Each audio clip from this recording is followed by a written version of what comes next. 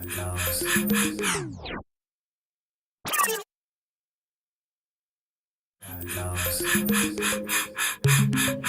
am reincarnated. I'm a stargazer. Life goes on, honey, and all my babies. Looking for the broccoli. I keep a horn on me. That got my seat. I peep ownership. The blueprint is by me. Never get off. I get off at my feet.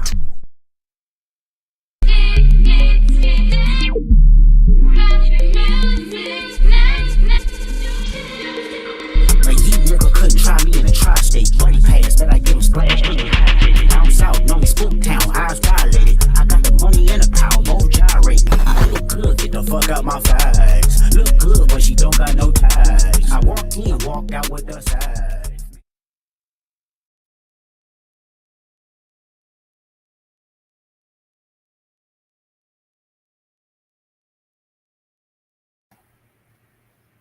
And microphone is muted. Let me just go ahead and bring you up. Okay, am I talking? Yes, you're talking. And you know how I do. I'll be on here and be run up at the mouth and be on mute. Mm-hmm. How's everybody doing this evening? Well, I got B Blanco. Yeah, I anticipate it's going to be an intimate setting. But it's spooky season. Yeah. I'm trying to get this. I hate this program. Hold on. I'm just trying to get my shit together. Yeah, get it together, girl. Get it together. Shut up. Remove. Okay, there we go.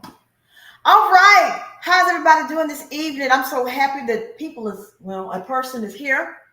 We're going to go ahead and get started and discuss the last 4 episodes of Alien Earth and Rant about the stupidity of the show.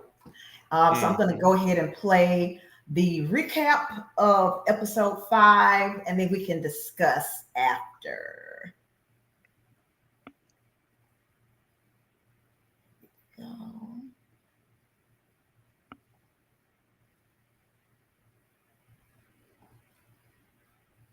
It's bigger. Look at these production values. Woo. Whatever. Hater. Episode 5 of Alien Earth starts with us jumping back in time on board the Maginot and 17 days before it smashes into Earth. Morrow is awoken by one of the crew who informs that they've got a problem. The captain is dead and a facehugger has done its damage on the science officer, with the host all but dead. I mean, you obviously can't just cut these things off, and once they've latched on, you're already a goner. So just to give some context, this is episode 5. And so remember, we were talking about how in the first episode, people died and the ship crashed on Earth. And then I'm expecting, aliens to do alien shit on Earth. Alien Earth means do alien shit on Earth. Anyways. So then episode 5 is giving us the full story of what happened on episode 1. See, all these people, except for the black guy. What's his name again? Morrow. Everybody except for the black guy are disposable, and nobody cares about any of these people. Well, actually, I think he's disposable too, but his Morrow? yeah, I mean, technically, because they say all crew is, but like I said, his objective is to make sure it gets there at all costs and everybody is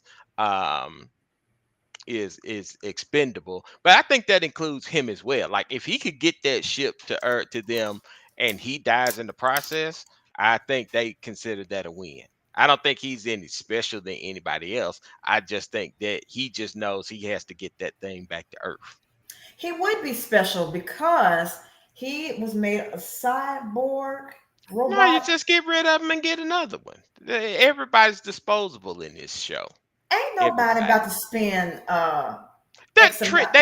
they are $1 trillion companies. And $1 trillion companies are cheap. What's a couple of million? Exactly. So like Yeah, you said, yeah. they can afford to just get another one. No, In no. fact, they'll get a better one. They'll be like, hey, this one fucked up, so we need to get a better one. Uh-huh. Uh-huh. Anyway, let's continue. A fire has broken out too, but the reason for this stems from a saboteur. This has fried their navigation systems and the engine relays too. Morrow encourages the engineers to get to work fixing this, and it seems they must have had some effect because the ship launching itself that fast at the Earth would do some serious damage, a lot more than the ship actually did anyway. With the captain dead, command falls to Zora Zaveri, whom he urges to do an inquiry over the sabotage. However, she's maybe not the best person to ask, given she's been involved in a fling with his science officer Bronsky. He thinks her judgment is compromised and reiterates that the most important thing here is getting the cargo back to Earth. The group then decide to put the science officer in cryosleep, convinced that this will save him. Newsflash, it won't. Morrow checks out the rest of the specimens they've captured, the location of the fire and what could have caused this. The CCTV footage does shed more light on this, as it shows a saboteur, but it's not initially clear who, given there's a blind spot. However, he does see Zaveri and Bronsky getting it on in the cargo hold in this footage too, and I mean, of all the time and places, really, among these alien specimens? As for They were getting it in with alien specimen in a glass container behind them. Hey, anytime is the right time to be getting it in. Anytime. With In my dangerous, books, at least. with dangerous xenomorphs. Hey, you're gonna be dead in like an hour anyway. You might as well go ahead and get your son right quick. Yeah. Yeah. she heads to the front of the ship to talk to Mother. They basically reiterate what Morrow has already told her, that this cargo is a top priority and the crew are basically expendable. That night, somebody blows a hole in the side of the ship. Their fuel reserves are down to 8% now, and as Zaveri and Morrow discuss what to do with the engineers, an alarm rings out. There's been a cryopod quarantine breach, and as we soon see, Bronsky is dead and the facehugger has done its work. The xenomorph is loose now, prompting Morrow to arm up Clem and Zaveri to try and contain it with these electric zappers. Unfortunately, they have bigger fish to fry, given more species managed to break out in the lab, including the eyeball creature Ocelus, which smashes free from its container. Zaveri gathers the crew and updates them on what's happening, and she wants them to sweep the ship and get the xenomorph back, along with informing that they have a saboteur on board. Given they don't know who it is right now, all non-duty related movement is going to be suspended. Morris speaks up and chirps in here too, demanding duty rosters and activity logs within the hour. Unfortunately, within this meeting, one of the engineers winds up drinking a spiked water bottle, courtesy of a blood bug that escaped in the lab, spraying baby blood bugs into the bottle. These creatures work quickly, and the engineer winds up vomiting blood and passing out. As for Zaveri, she learns about the escaped eyeball with the careless science officer, and they decide to leave it for later, shutting the lab and walking away. While all this is happening, Morrow checks out the logs and notices an intriguing chat between Petrovich and Boy Cavalier. It would appear that Petrovich has been working with Cavalier all this time, pretending to be in cryosleep, but actually awake and kicking about. The science officer contains the engineer, and Zaveri gives a nod for them to operate on him. They can see that he's contaminated, but Morrow doesn't think this is a particularly good idea. None of them wear hazmat suits or protective gear either, and believe it's a simple case of ticks. Zaveri's indecisiveness here kills the science officer and Rahim, who are both shocked when the blood bugs kill them both from a spray of acid. And through all of this, Tang, the weird bald guy who many of us have probably thought is a synth, is also killed by the xenomorph while he's alone after being interrogated. Morrow has seen enough here and decides to take control of the ship for himself. Now Clem and Morrow come under fire from Petrovich when he shows up and begins firing on them. The pair take shelter in that contaminated lab from earlier, but it's too late. Clem is dead, and Morrow unknowingly lets Ocelus out. It seems nobody bothered to communicate and let them know about this little guy, and to make matters worse, the blood bugs are also on the loose too. The xenomorph drops down right behind Zaveri in the corridor, but it doesn't attack right now. Instead, it lets her run away and decides to chase after the woman all the way over to the bridge. Interestingly, Ocelus arrives and infects the remaining engineer, taking on a human host in the process. It fights with the xenomorph and manages to latch to its face long enough to distract the xeno and let Morrow speak to Mother. This catches us up to the moments in episode 1 where Morrow sacrifices Zaveri for the xenomorph and lets her and the entire crew die. He makes it into the impact room and the ship crash lands. We then cut across to Morrow visiting the Yutani CEO afterwards and promising to kill Boy Cavalier and get her specimens back too, which is where episode 5 comes to an end. So after watching this episode and seeing All right. So this here is the start of shit being stupid. Ok- okay, Go here's ahead. Michael's theories on stupid shit happening in movies and films. That you kind of need some kind of lapse in judgment in order to make the show work. You know what I'm saying? If Okay. everybody did what you would expect them to do, then yeah, the conflict would be over before it even began, and we would have a boring show. But like I said, it takes a lot of lapse in judgment to make the show keep going. And although I will say that Uh-huh. there is a line where it's like, hey, there's going to be some lapse in judgment to make the show going, and then there's some things that are just like, yo, this is just straight up stupid. And this episode in particular hasn't really crossed that line that much. uh Michael, are you no, hold serious? on. I'm not going to make this defense too often for the next couple of episodes, but I am saying that this particular episode. Also, you have to remember this. The other thing is that we have a lot more information going into this episode than they would have in this episode. So, they don't understand the dangers of these aliens that How? are aloof on their ship. How? Bec- How? Because like I said, if they just captured these guys and They they're just just captured hot, him. once again, they captured them in their space truckers too. So, like I said, they captured them and they're hauling them back to wherever they are to do, whatever main research. Like maybe they did a little research, but they ain't do like a big, mock up or anything like that. So, like I said, they don't understand the full potential of these creatures. So that's why, they don't take these threats as serious as they should. Because also you get like they've never seen a full blown xenomorph before. Like I said, the only thing that they saw were the eggs. They hadn't seen the face huggers. They hadn't seen the xenomorph. They They just seen have the all of eggs. these, they have all of these creatures they've captured on a research vessel. Yeah. But Okay. what if you but especially like when we talk about the xenomorphs in particular, right? All they had was the eggs. Who knows what comes out of those eggs? So don't Or you think that you would be more, I don't know, cautious? yes, and like I said, that is one of them things that skirts the line of like, oh yeah, this is super dumb because yes, and once again, I'm going to say this exact same thing a couple of episodes from now. Is that like, yeah, you're in a science vessel or at least the science department, and you know that you have exotic animals that you don't fully understand. That thing should have been locked down to hell and back again. It should have had a Correct. gazillion protocols.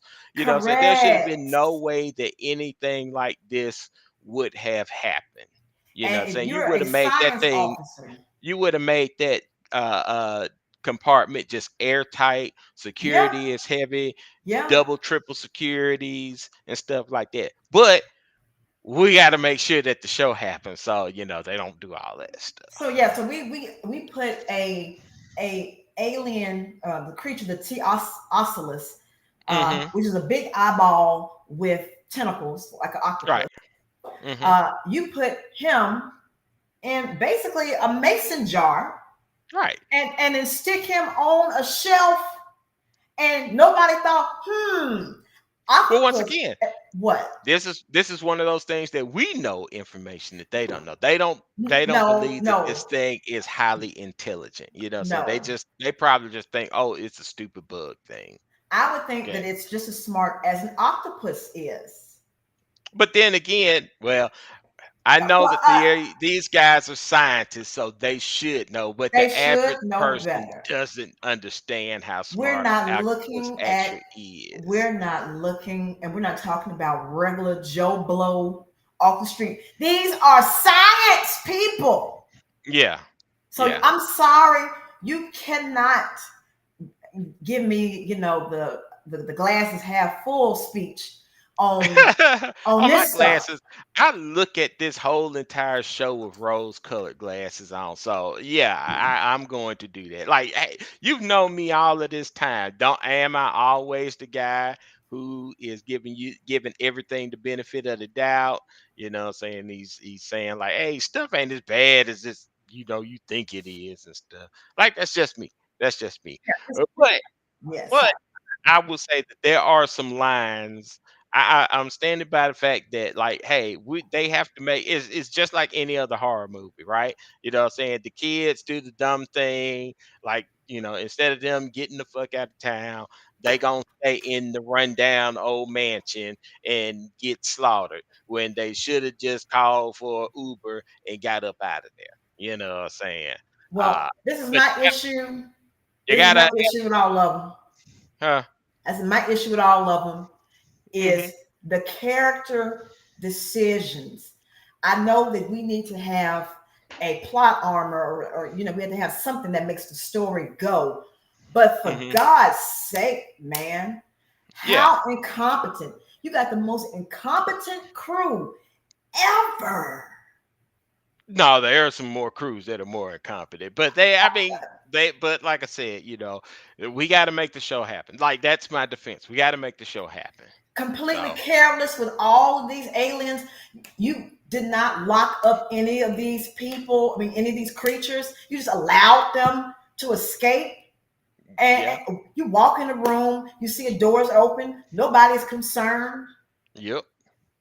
I mean, like I said, once again, the whole thing is like, yes, they have some security measures, but like considering what you have the potential to be bringing in, like, yeah, they should have had that thing locked down. Hell, you know what I'm saying? I work in IT and I walk through rooms that are like more locked down than that thing, you know what I'm saying? And I'm just Yeah, dealing with computers and stuff all day long. yeah. You know? And B. Blanco said that he couldn't eat an octopus because of how intelligent they are. So even he know that the Hmm. octopus are intelligent. Well, if they so intelligent, why they taste so good? Ask him that. That's what I want you to ask him. I mean, salmon is intelligent and they Yeah, taste wonderful. and taste delicious. And crab tastes delectable. Mm-hmm. Yep.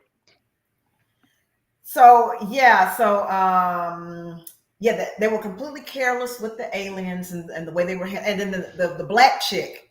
Uh, Mm-hmm. I was rooting for her death. I was happy that she died because she was freaking stupid. Ah, No, you are conducting scientific experiments. Why do you have an open beverage on the table? well, once Why are you not securing the aliens that you're looking at? There's a actual screw off top. Well,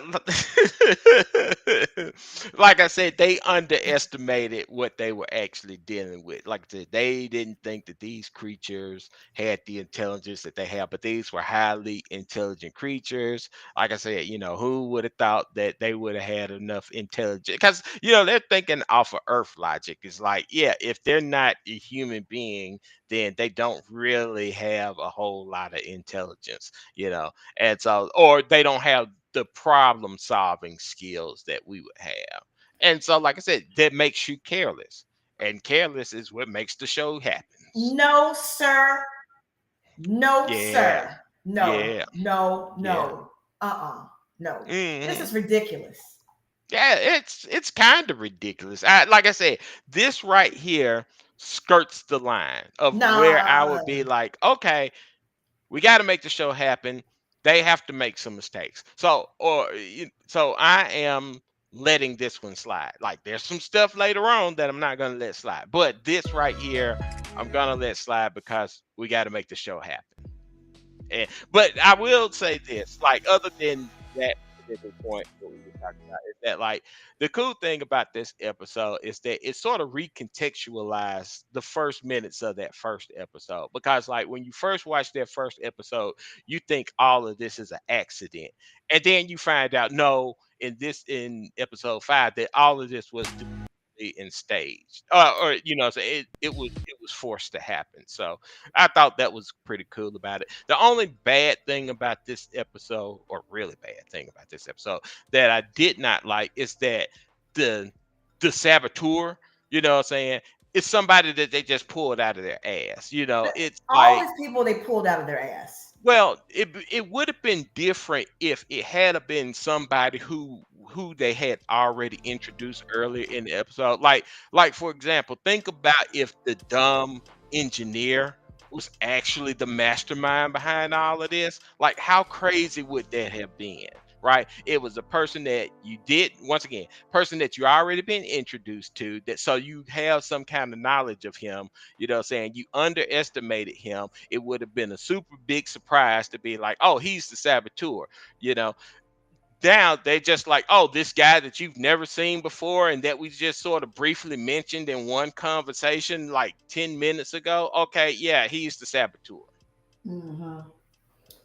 Well, I mean, there was so many questionable decisions that were made, and it's really embarrassing that these were scientists that were making these errors. Yeah, yeah. But we got to make the show happen. So it's on the line, and I'm gonna give it the pass. I can't. The writing, it was so lazy, and it was so it lacks realism. People Oh, do not what. oh, wait until episode 8 and wait till you hear about my lazy writing rant about that. You know what Oh, look, I'm with you. So let's I'm go ahead saying? and get on to episode 6. All right. But I do like the episode though. But mainly because once again from the last shows that hey, this is just Aliens 1. This The, was the this first was alien. this was the first. And see, this is how they got us. They wanted, when we watched the first episode, to be like, oh, it's got the same setup, like the Nostromo, and it looks like this, and it's got the same hypersleep chambers, and the little breakfast nook. The same stuff, the same retarded banter back and forth.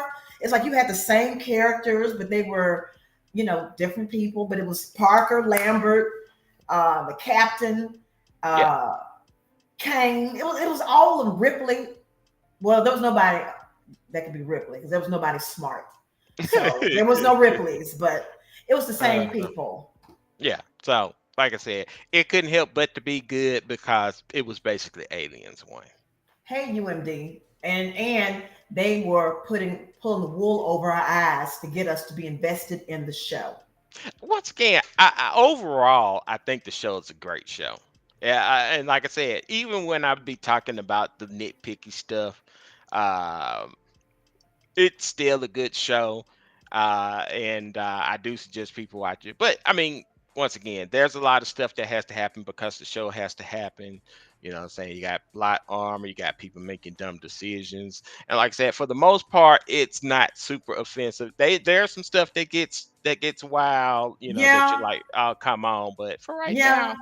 now, The, we're the still ticks, in the good zone. the body ticks, the ticks.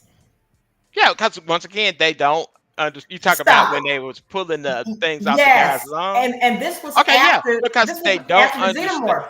They did No, not understand what they were dealing with. Michael, It was because we have information that they didn't have, you are and just. they're like, hey, because if you've never seen this before and you're like, hey, there's this creature that is basically killing this dude by, because you're thinking like it's some kind of leech or something like that. And you're like, hey, there's this creature that's sucking this dude dry and it's killing him. Yeah, maybe if we remove the creature, we can save the guy. Same thing with the face huggers, you know what I'm saying? They don't know that the face huggers blood is acid, so they go like, hey, why don't we just cut this thing off? And the moment they cut it, the acid just eats the dude alive. So Okay, but hadn't this already happened before the ticks? no. Oh, the face hugger, I'm not Yeah, sure. I think the face hugger did, but once again, that's a different creature. So they don't but understand. it's They from the don't same. understand. No, No, they don't no, understand. whatever, Whatever. whatever. We understood all right. All right, Mhm. recap episode 6. Oh God, this shit here. Alien Earth begins with us back in the present on Prodigy Island, with Wendy fascinated by the rapidly growing xenomorph. Look at this fucking shit here. Yeah, and this was a rant that I was gonna save for Like, no, let's go ahead and play. Just keep it moving. Okay. I'll bring up once again. I have issues with the show. I think the show is Okay. great, but the show has issues. All right. So for those of y'all who don't know, this is Wendy because we're going back to the present. So we're back on this fucking Neverland Island bullshit. And this face hugger here, not face hugger, I'm sorry, the xenomorph, he was, so you remember the brother got shot or whatever, and they gave him replacement lungs. So they took his original, his one lung, and they put it in a another like mason jar thing, and they put in the face hugger, the inside part of the face hugger, and he implanted himself in the lung. So this is the lung xenomorph. Mm-hmm.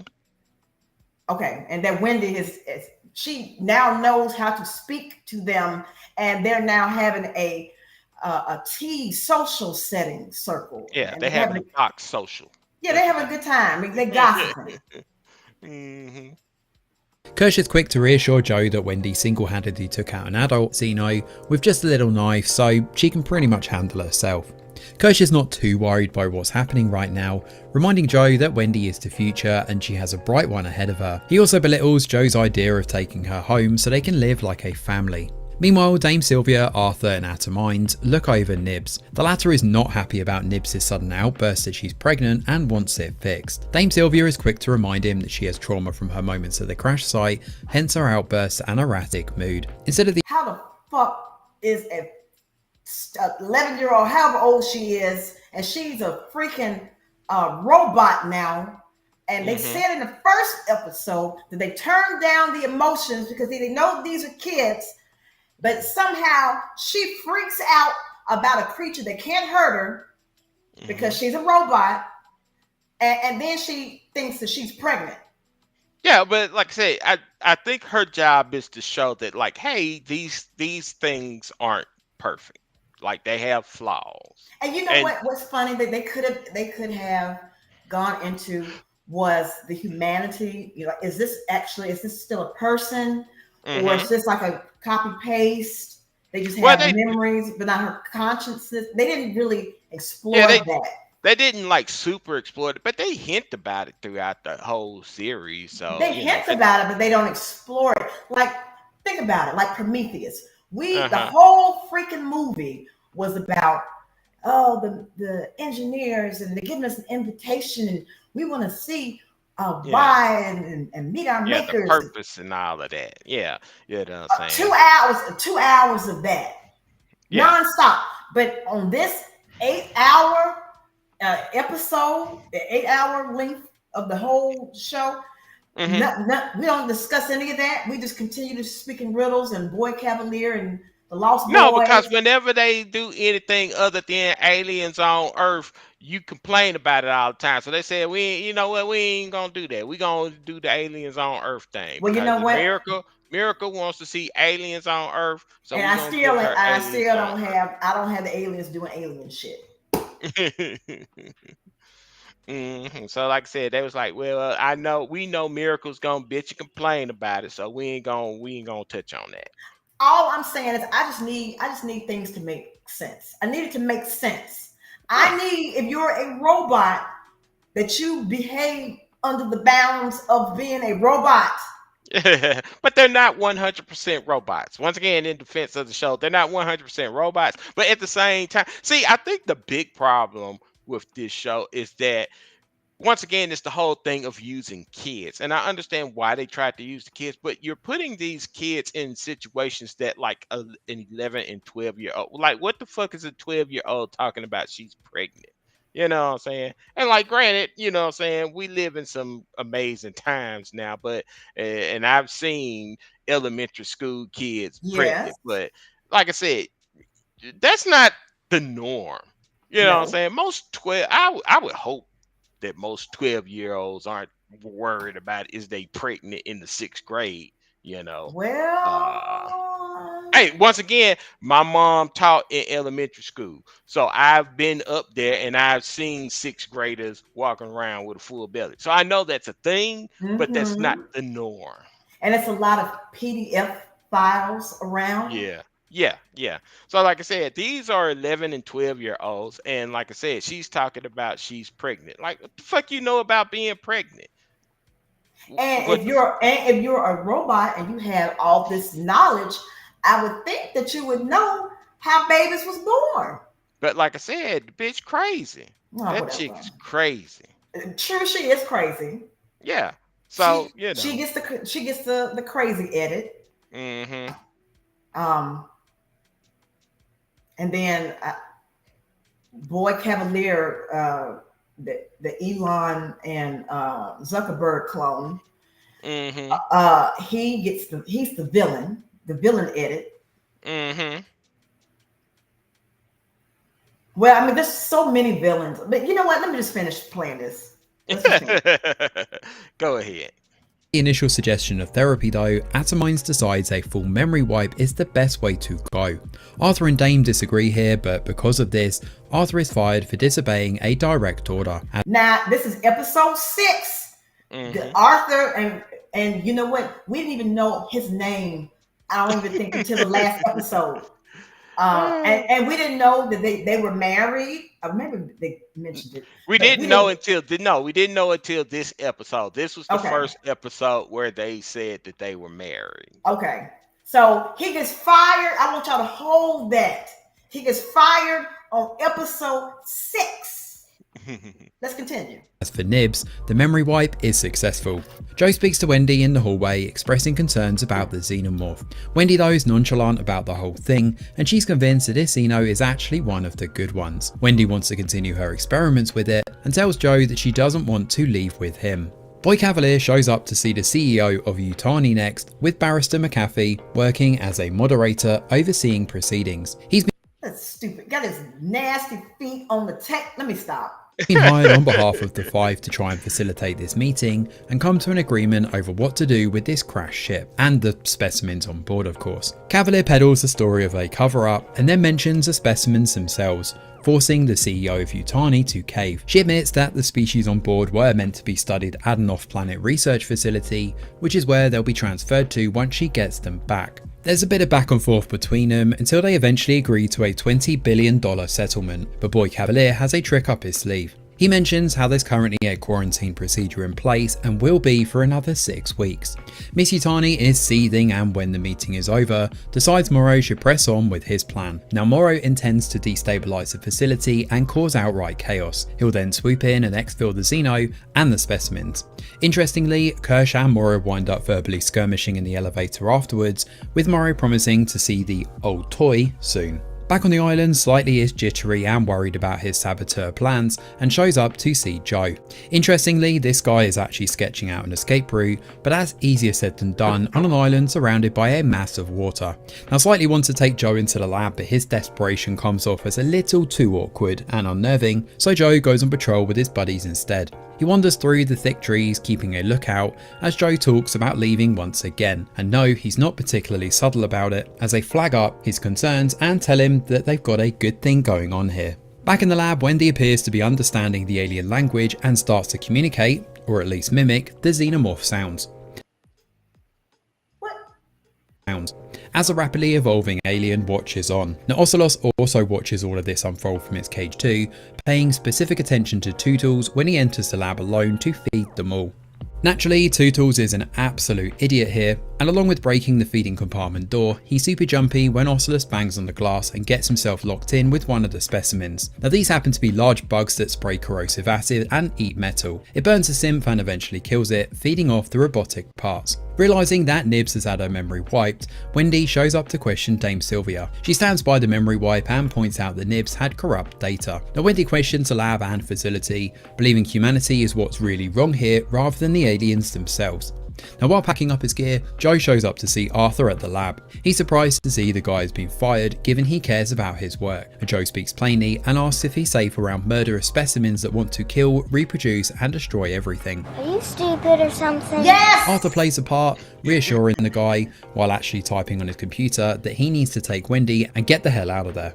He even drops off a boat code for good measure too, and removes the trackers on the simps. When Joe leaves, an error suddenly pops up on screen, confirming that Tootles' signal has been lost. Now Kirsch watches slightly as he heads into the lab with Arthur, and there they find him absolutely destroyed. He doesn't wear any protective gear or try to call for help though, and instead he unlocks the door himself to bring the simp out, leaving the door wide open in the process. This gives For God's sake. slightly enough time to open the other lab doors and locking him in, leaving Arthur inside all alone with the creatures. The facehugger does its work with Kirsch watching on from his tablet on the plane. Now interestingly, Kirsch doesn't actually tell Boy Cavalier what's happening, deciding to keep quiet instead. Slightly attempts to hide in a human-sized vent with Arthur, but it doesn't do much good. We cut once more to Oculus, which brings this episode to an ominous conclusion. Oh my God. My God. Yeah. I'm gonna That's let you a go ahead and I'm gonna let you go ahead. Okay, so I mean, one of the big, saying idiot. And once again, I know this is supposed to have been, hey, we got to make the show work, but this is the, hey, you've crossed the line here. It's like the whole Toodles thing, right? Mhm. First and foremost, he was warned ahead of time, like, hey, don't do anything stupid because Yeah. you don't understand what's going on for real. All right, that's number one. Two, you know, if I was trying to feed them bugs with that metal and that door didn't open, fuck them bugs. You know what I'm saying? They ain't gonna get nothing to eat. I ain't trying to risk my life for that. And then let's just say, for the sake of argument, that I'm like, well, okay, I feel sorry for these bugs. I want to make sure they have a well balanced meal or whatever, whatever. Slide that tray in and shut the door as fast as humanly possible. That nigga Right. put his whole body in there. And once again, he does not understand those creatures. Once again, we have the knowledge that he doesn't have. So like, yeah, he gets trapped in there, once again, dumb as hell, and he ends up Mhm. getting killed. So yeah, that's a big thing. Another big thing is, like, none of these people, like the brother, has this big idea of, oh, you're going to kidnap, your sister, or you're going to escape the island with your sister, and like everything's going to be happily ever after. And like, maybe this is just me thinking, like, realistically, and I know I'm supposed to just shut my brain off while I'm watching this show. But Mhm. yeah, like, how you gonna power her up? You know what I'm saying? If her battery runs down, what about maintenance? What if she has another bug or an issue that happens? You know what I'm saying? Like, what you're gonna do then? Just let her sit there and be fucked up the whole time? Yeah. You ain't thinking about what's gonna happen later on, dude. And no one was thinking about anything. Nobody's thinking about that. You They know? thought about absolutely nothing. Yeah. So Um, so my thing that annoyed me about this episode was Arthur getting fired. Now, now I have been terminated a couple of times in my life, hmm I had, and so you have to explain that experience. I explained to you. So, like, for instance, if you're working your big time job, your IT job, and you do something, and hmm they looking for information for you. 9 times out of 10, they're gonna automatically, before you even bring your black ass into the office, they're gonna already cut off your internet access. I mean, you know how it go. They got cut off your internet access, and so you uh-huh. you have a inkling to what's gonna happen if you have your email synced to your phone. But if Uh-huh. not, then it's a surprise. But when you get into the office, they usually stop you in the hallway and usher you into HR. Hey, that's And not necessarily the case. I remember the one dude had been fired, and they let that motherfucker work all the way till 2 o'clock before telling him he got fired. What? He was calling us like, hey, how come I can't get into XYZ? And I was like, dude, I was playing dumb because he called me early in the morning. I was playing dumb. I was like, man, I don't know, man. I hate when y'all do that stupid And shit. then eventually I just said, look, you need to talk to a supervisor. Cause he called us about 4 or 5 times. They let this dude come to work because they had terminated him the day before. They let this dude come to work and work for almost what's that? About 6 hours. They Hmm. let that dude work for 6 hours without telling him he been fired. You know what I'm saying? That's messed up, but I kind of respect it because, like I said, you trying to get every little drop of dime out of them. So Well, but it was messed up. but usually though, they don't allow you, especially if you have high access. They're not going to allow you to just stay in the office or in the Hmm. lab in a controlled, top secret military base, and you firing somebody and you just walk off. Yeah, And they yeah. still have access codes at work. They still just walking down the hallway like nothing's wrong. And if Hmm. there's cameras everywhere, and apparently nobody's watching the cameras Yeah. unless it's a scene where they're watching the camera. Once again, here's one of those nitpicky things, but it really sort of rubbed me the wrong way. It's like, yo, you can see that all of this stuff that's happening between Toodles getting killed and Arthur getting face hugged is that they see this shit happening. They're security. In Hmm. fact, we're looking at it through the security cam footage while it's happening. So you're telling me that in this probably $1 billion science facility that they got security cameras and nobody's watching them cameras because two motherfuckers got killed and don't nobody raise any alarms about it. In fact, Nope. like I said, the only person who knows, once again, the person who knows everything is Curse, and he ain't telling nobody Ain't said a because word. once again, because I'm telling you, he wants that dude's downfall or whatever. But you know what I'm saying? Ain't nobody looking at the security cameras the whole time. You can't tell two motherfuckers. Then what the fuck you got security cameras for? If you Hmm. can't know that two people just got killed in your facilities and they was caught on camera. Like I said, our view of the killings was through a security camera. And you telling me ain't nobody looking at them security cameras? What the fuck you got security cameras for? Not. But what's the point? What's the point? Yeah. What's the point? What is the point? Look, here's another one. All Yeah. of the robot children, Mm-hmm. they all are the boy cavalier and the scientists are able to go and see what they're seeing. They can actually log into and see what they're seeing. Yeah. How are But we not? How are we confused about what's going on? How are people right. being left out the dark when y'all have all the information in front of you? Well, like I said, ain't nobody looking at them cameras. Them cameras is up there for decoration purpose only. You know what I'm saying? Like I said, you had two people get killed. Don't nobody say nothing. You know what I'm saying? Hmm. Everything's being recorded. You got another guy who's giving people all of your secrets to your androids, I mean to your hybrids or whatever, and don't nobody say nothing to about it. You know what I'm saying? It's Hey, like stuff. it's like, dude, why do you even have security cameras at this point? You just wasting money. Wait a minute. Okay. You can spend all this money on security cameras, but you can't pay a dude $7.25 to just stare at the motherfuckers all day long. I mean, okay. And so then with Toodles, Yeah, he was instructed to feed the aliens. yeah, Feed the specimen. yeah. You don't tell him that these specimen are dangerous. He This is knows. He this is knows what that you this. need to do. Yeah, What? he knows that they're dangerous. He's been like this ain't his first time being in the lab. He knows those things are dangerous. Okay, but why was it not communicated to Toodles? Since Toodles was the one that was taking care of the It specimen. was. Curse said to him specifically before he went into that room, it's like, yo, it's called the scientific method for a reason.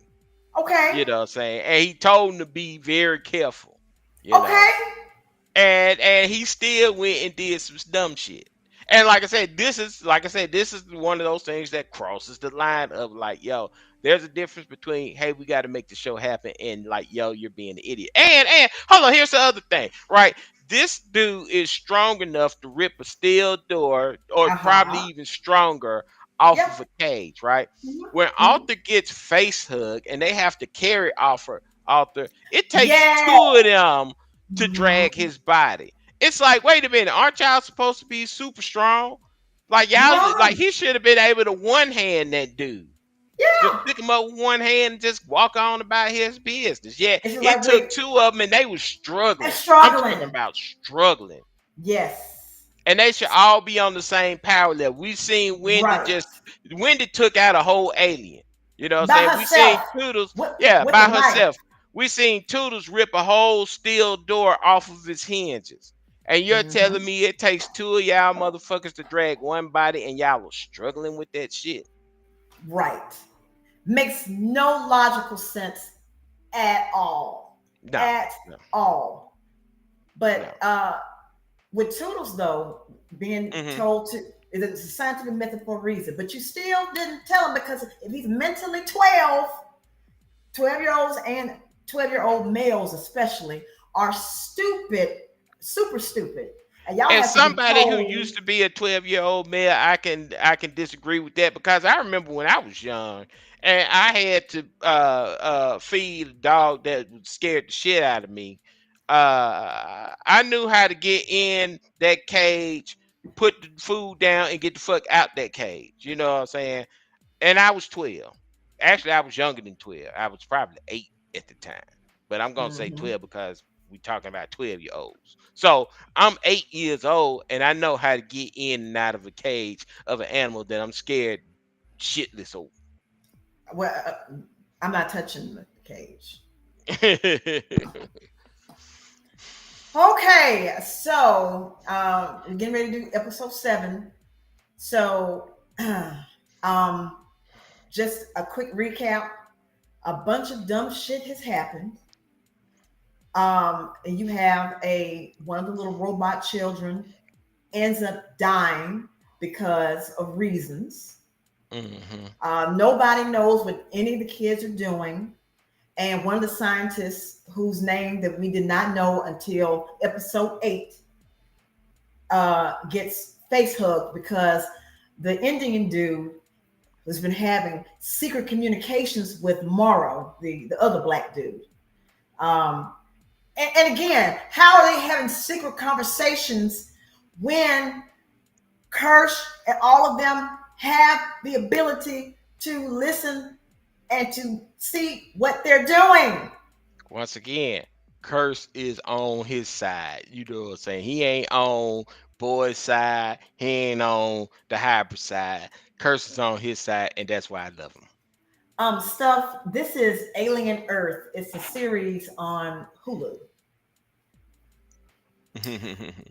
And so we're just giving mixed uh our mixed reviews. Mine is a little bit more antagonistic, excuse me, than Michael's. But let's go ahead and get to this dumb shit. Here we are about to descend into idiot ball.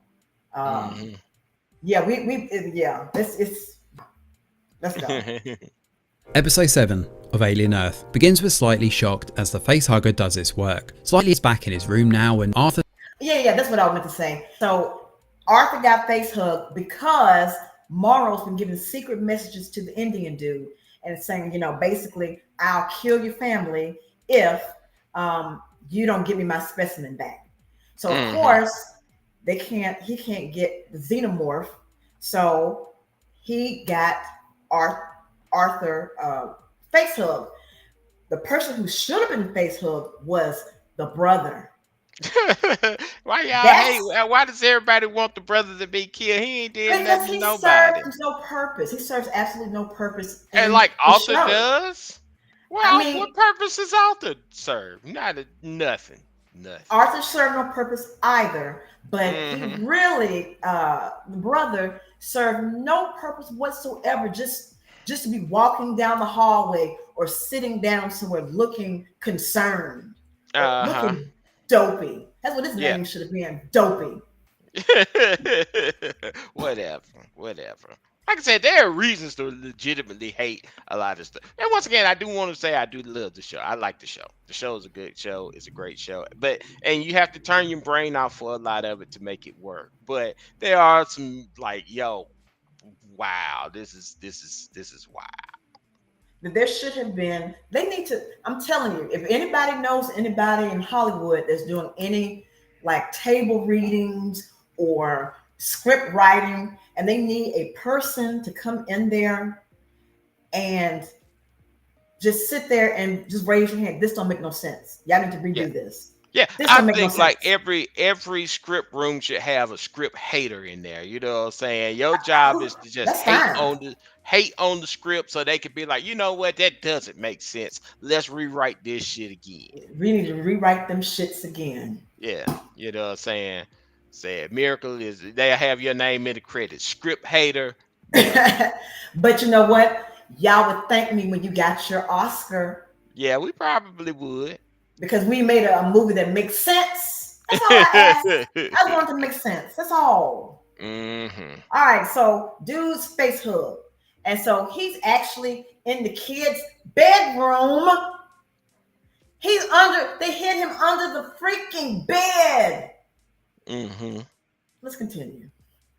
Stashed under his bed. Smee hears a commotion and heads inside. Ray, shocked to see Arthur and the facehugger, slightly brings Smee on board with a mission to bring him down to the beach. As they head out into the corridor, Kirsch goes to the lab. Ray sees the flies corrode some of the electrical boxes and sets to work bringing soldiers in to clean up the mess, doing their best to contain the area. Boy Cavalier is shown the video footage of Tootles' death and realises Ocelus is more intelligent than he initially thought. He forbids any of the hybrids from entering the lab from now on and becomes obsessed with Ocelus, believing it should be moved for further analysis despite Atomines' concerns. Wendy rocks up to the lab and sees Tootles' dead body, shocked at the death. She doesn't quite understand here, given she's premium, but she intends to tell the others all the same. When the soldiers block her off from leaving, she communicates with the alien, which bangs its head against the glass. Cavalier is concerned but lets her go, needing to get to the other hybrids. Why is this not concerning to them? Oh, we have this robot that we built that has amazing powers that we didn't program in her. Mm-hmm. And she can actually speak to the alien, the xenomorph, this evil creature that we're afraid of. Well, I mean, anyway, this perfect killing organism. Mm-hmm. And then nobody's concerned by this. Nobody's concerned about this. And like I said, I spoke about this on the last time. But yeah, I mean, nobody sees like this is going to be a problem later on. Like, hey, this is something that she can do and it's cool. But like, hey, it's going to be a problem. It's going to be a problem. Yeah. Whether their trackers have obviously been turned. No. Go ahead. Because like this is part of a later rant too. So go ahead. Okay.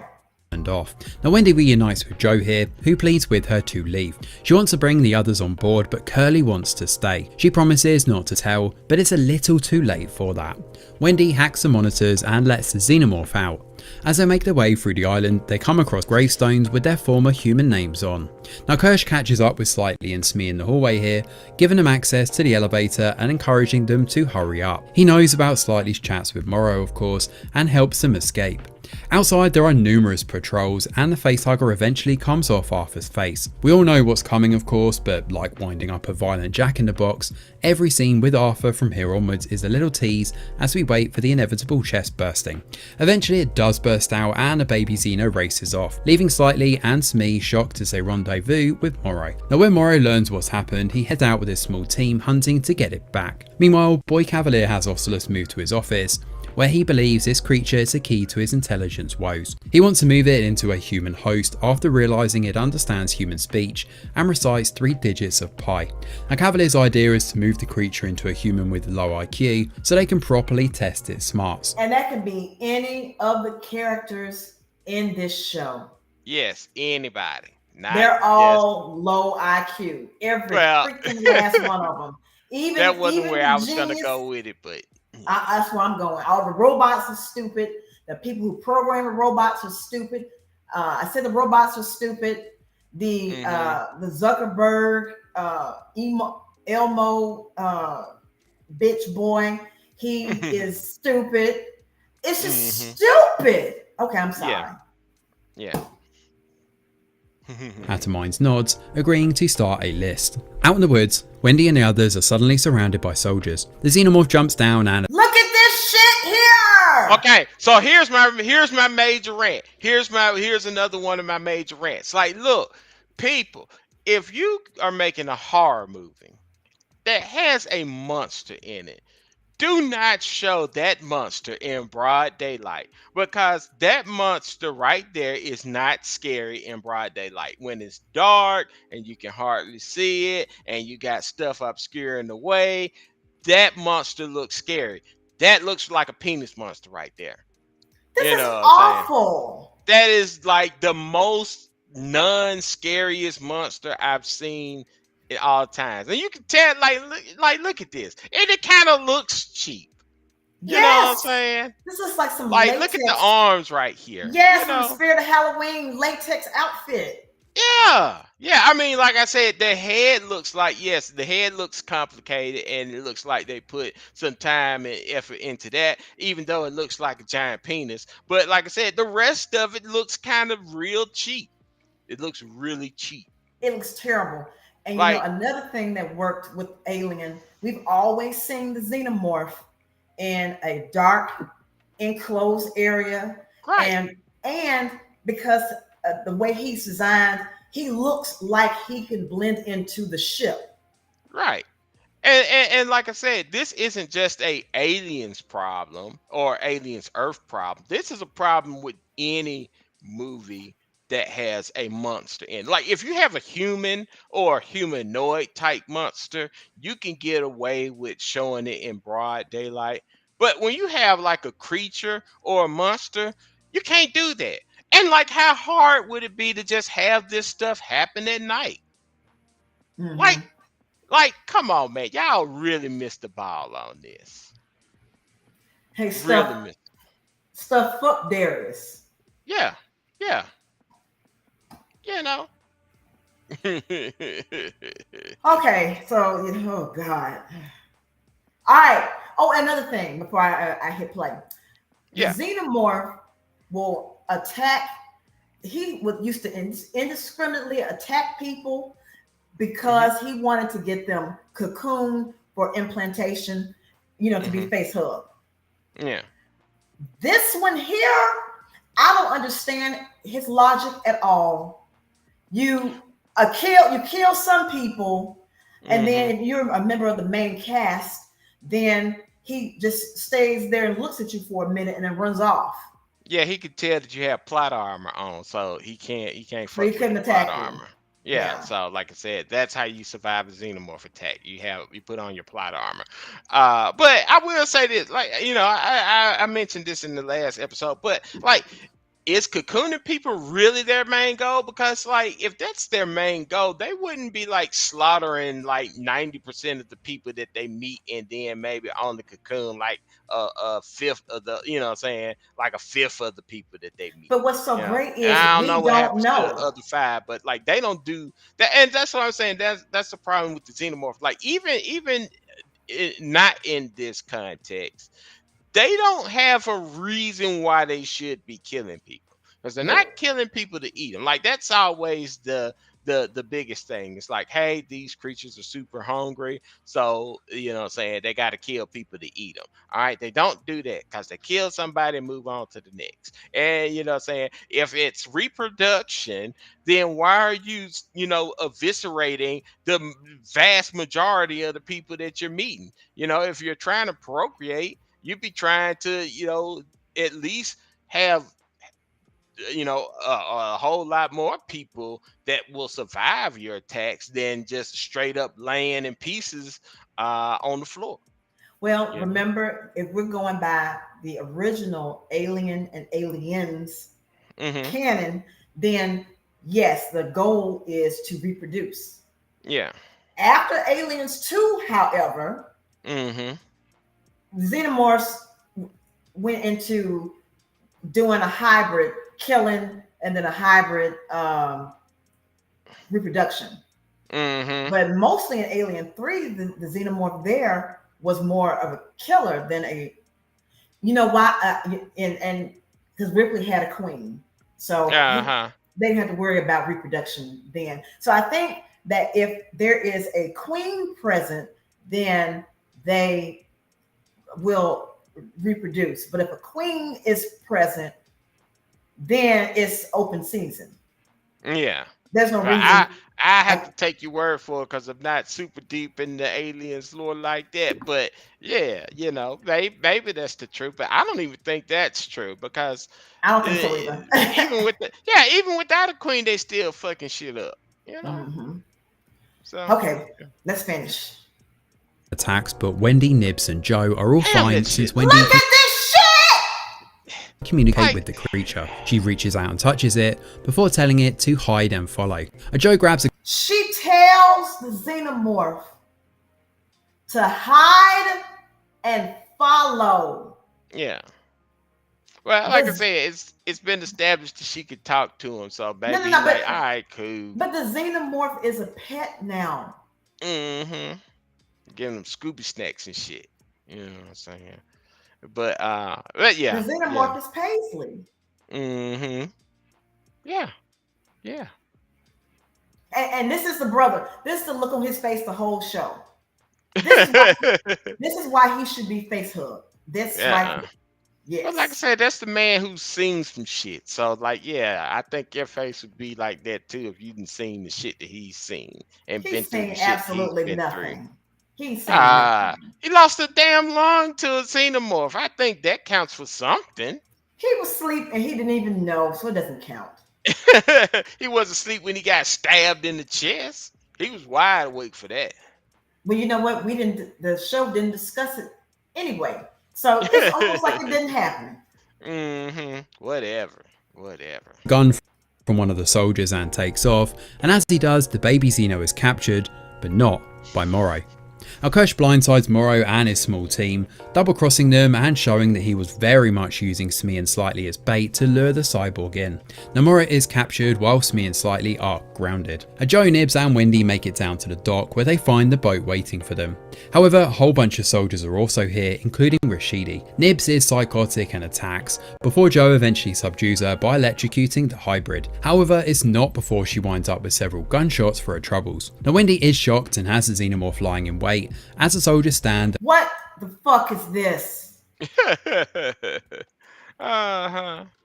But also, like, hey, everybody got these electric guns that's supposed to stun the hybrids and incapacitate them. Like, why wasn't that like option number one? Like, you know how dangerous these things could be. Why don't y'all just hit them up? And it's not like it's gonna hurt them or kill them or anything. Yeah, it might be unpleasant, but you get the job done and everybody gets to go home alive. Mm-hmm. Shoot first, ask questions later. Yeah, that's the way Because you to see, go. like the regular guns don't do shit to him. She took them Right. 2 shots and was like she was Tupac or something, you know what Well, I'm saying? and apparently the xenomorph don't do anything either because she killed one. She killed the one Yeah, from the Maginot. yeah, you know what I'm saying? So like from the jump, there shouldn't have been no talking on that boat. It should have been blast first, ask questions when they wake up. Okay, and then we got one more annoying part of this. And watch them. Wendy is angry and looks like she could order the Xeno to attack, but before she pulls the trigger, the episode comes to an end. So Wendy has a conniption after the brother shoots Nibs, the crazy Yeah, one. yeah. So And, I'm thinking Nibs is dead because mhm. she's the way she's twitching and her eyes are Right. open and she's got these stains and rips in her shirt. I'm thinking the Yeah, bitch is dead. you would think that, especially like the way that Wendy react to it, you know what I'm saying? She was acting like, oh, you didn't kill Nibs. And it's like, you, once again, they have knowledge that we don't know that, like, hey, those guns aren't going to kill him. They're just going to incapacitate him, you Mhm. know? And so, like I said, yeah, why are you looking at him all crazy? Especially like after she done just murked his own soldier. You know, Mhm. I mean, like I said, yeah, they're on the bad side, but you know, he was cool with a lot of those guys. And like I said, you just murked that dude right in front of him. Like, yeah, he's gonna try and shut you down. Like, he ain't trying to get all these people killed. Like, same thing with Wendy. Like, she was ready to pull the trigger and start whistling Dixie on that alien, and he was gonna come down there and slaughter everybody. And the brother's like, man, I don't want that on my hands. You know, And I'm trying to and get you I be off this island. I rooting. ain't trying to murder all these people here. I'm rooting for killing everybody. Everybody Yeah. deserves to die. And so here's the thing. This is a rant. I'm gonna start off a little bit early because, like I said, it's really part of the episode 8 rant. But I can And I sort of got it tell, ready. huh? I got Yeah, episode the 8 episode ready. 8 rant is the rant to end our rants. But the whole thing is that, like, you can sort of tell that the way that this show ended was probably not the way they wanted this show to end, because like everything is sort of pointing to the fact that like Wendy turns out to be a bad person So after you all. you going too far. We ain't there Yeah, yet. but that's what I'm saying. I said I was gonna give a little preview for it, and Okay. that's what I'm saying. Like the whole thing was that she was gonna pull the trigger and murk all of them peoples, and the brother had to step in and stop him. So Mhm. I'm gonna say the rest of that rant to after this one.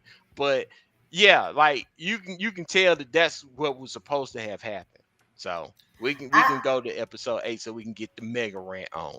Yeah, and I just think that the people who wrote this just they wrote themselves into a corner. I don't think that this season was fully fleshed out before.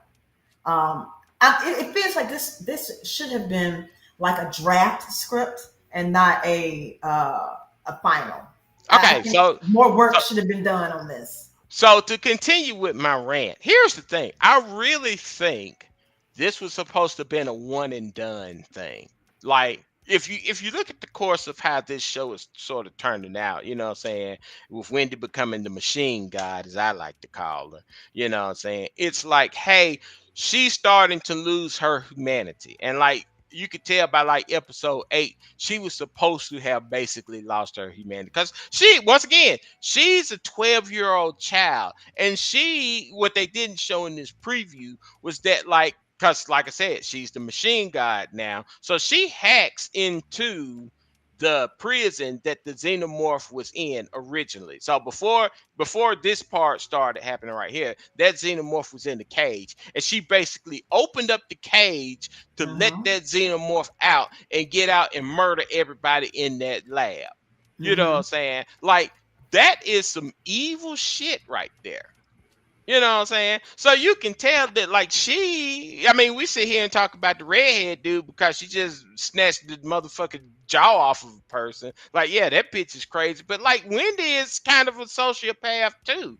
Because, like I said, she intentionally let that alien out and let Yeah. him murder all of them people in that lab to get to her, and then murder more people while they was in the jungle, and then she was gonna pull the trigger and murder all of them soldiers as well. So I think the ending of this show was supposed to have been Wendy just being a straight up villain, you know. But I think what happened was is that, and this is why I said it's messy, is that like that may have been the original, in my opinion, that would have been like the original ending, but they saw that that was a little bit too dark. Plus, if you cross that line, you can't really have a season 2 after that, you know. And like the one of the problems that American series has in TV, with TV series, is that like they don't make a series to end, right? Like if you look at UK shows or whatever,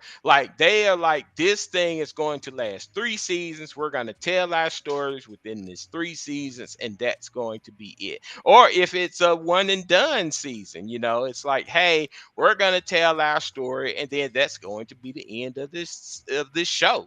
You know what I'm Mm-hmm. saying? Like maybe if we bring it back, because like I do think if they brought it back, it should have been more like of an anthology series where it's like, hey, here are stories in the alien universe, not necessarily this long story that keeps on going. you know. But if this had been a one and done, you could have made that ending and it would have stuck the landing and everybody would talk about how great this show is. But you can't do that because hey, we got to have a season 2 and a season 3 and a season 4 after that, you know. God, I hope not. Yeah, I mean, like I said, you're hoping that because once again, until you get to the last episode, everything. I mean, like I said, you could tell like episode 7, you can see the stuff, shaking out. But I think like these other episodes was leading to that, and then they chickened out at the last minute. It's like, no, we can't do that. Like whether they thought that was too dark or it was like, yo, if we do that, that's gonna put a period at the end of this sentence, and we can't have a season 2 if it gets renewed again. Like whatever the reason behind it, I'm pretty sure that last episode got rewritten, and that's the reason why it's so messy. Well, let's go ahead and get this started. Yeah, and what the fuck is this? I mean, so people who didn't see the show, there's like a lot of time focusing on this guy's dead body for like no reason at all. Like the ending payoff is that the eye thing gets into this dead body, which it should not have been able to do because there's dead bodies all over the body at this point, all over the island at this point. He could have, if that's the case, if he can just get into dead bodies and reanimate dead bodies, he could have picked anybody except for this dude and been all right. Because he's been face hugged and he had a chest burster come out. Yeah, he had a chest burster come out. But I mean, so like I said, nothing in his chest. But like I said, the thing is, they talk about how long of a distance it is from the main base to the beach where he's at. You had to cross a number of bodies at that point to get to where this dude is. You couldn't have gotten into any of those bodies since y'all are gonna establish that he can get into dead bodies. Like you traverse the whole island full of dead bodies that the alien just killed just to get into this dude. You know what I'm saying? Because he's special, I guess. I don't know. Yeah, he's special, all right.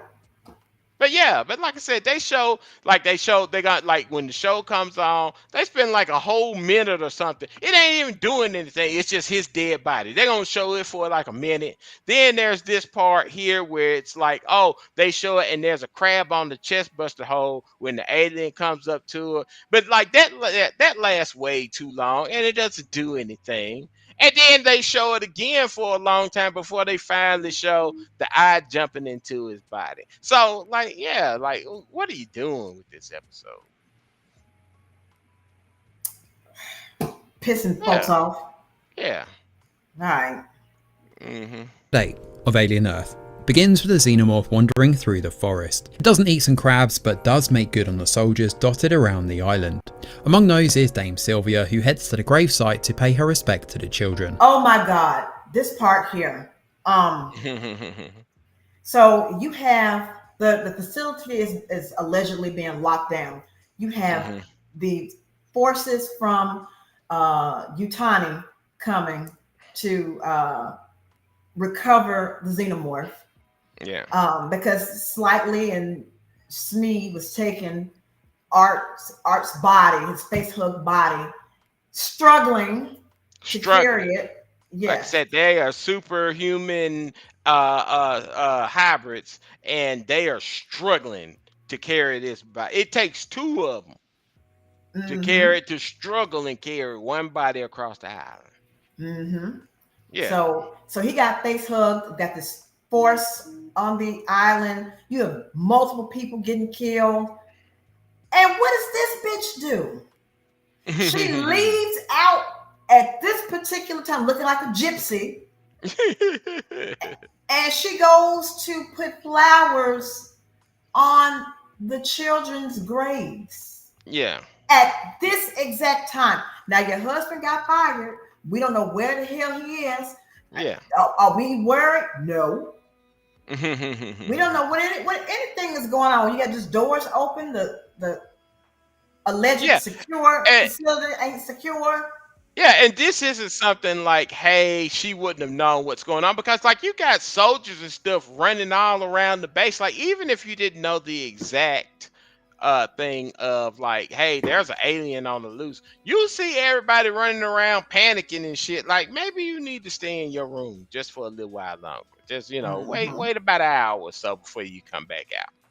Go watch Mm-hmm. Netflix or something. Okay.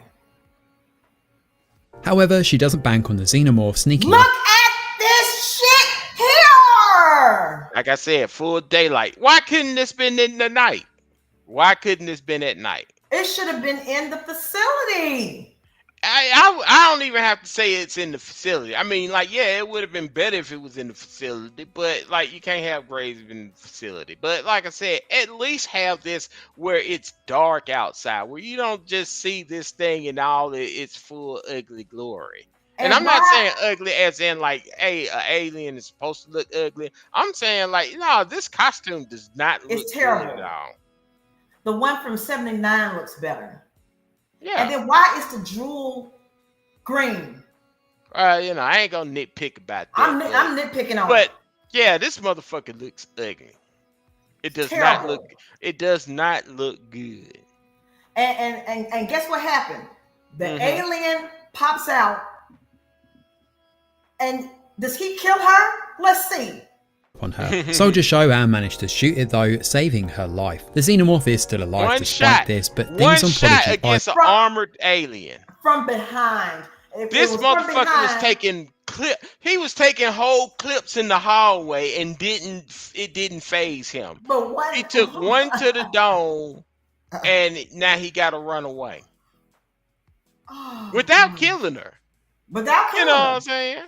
He just pop up and look and don't do anything. Once And maybe again, that was she's a not. callback.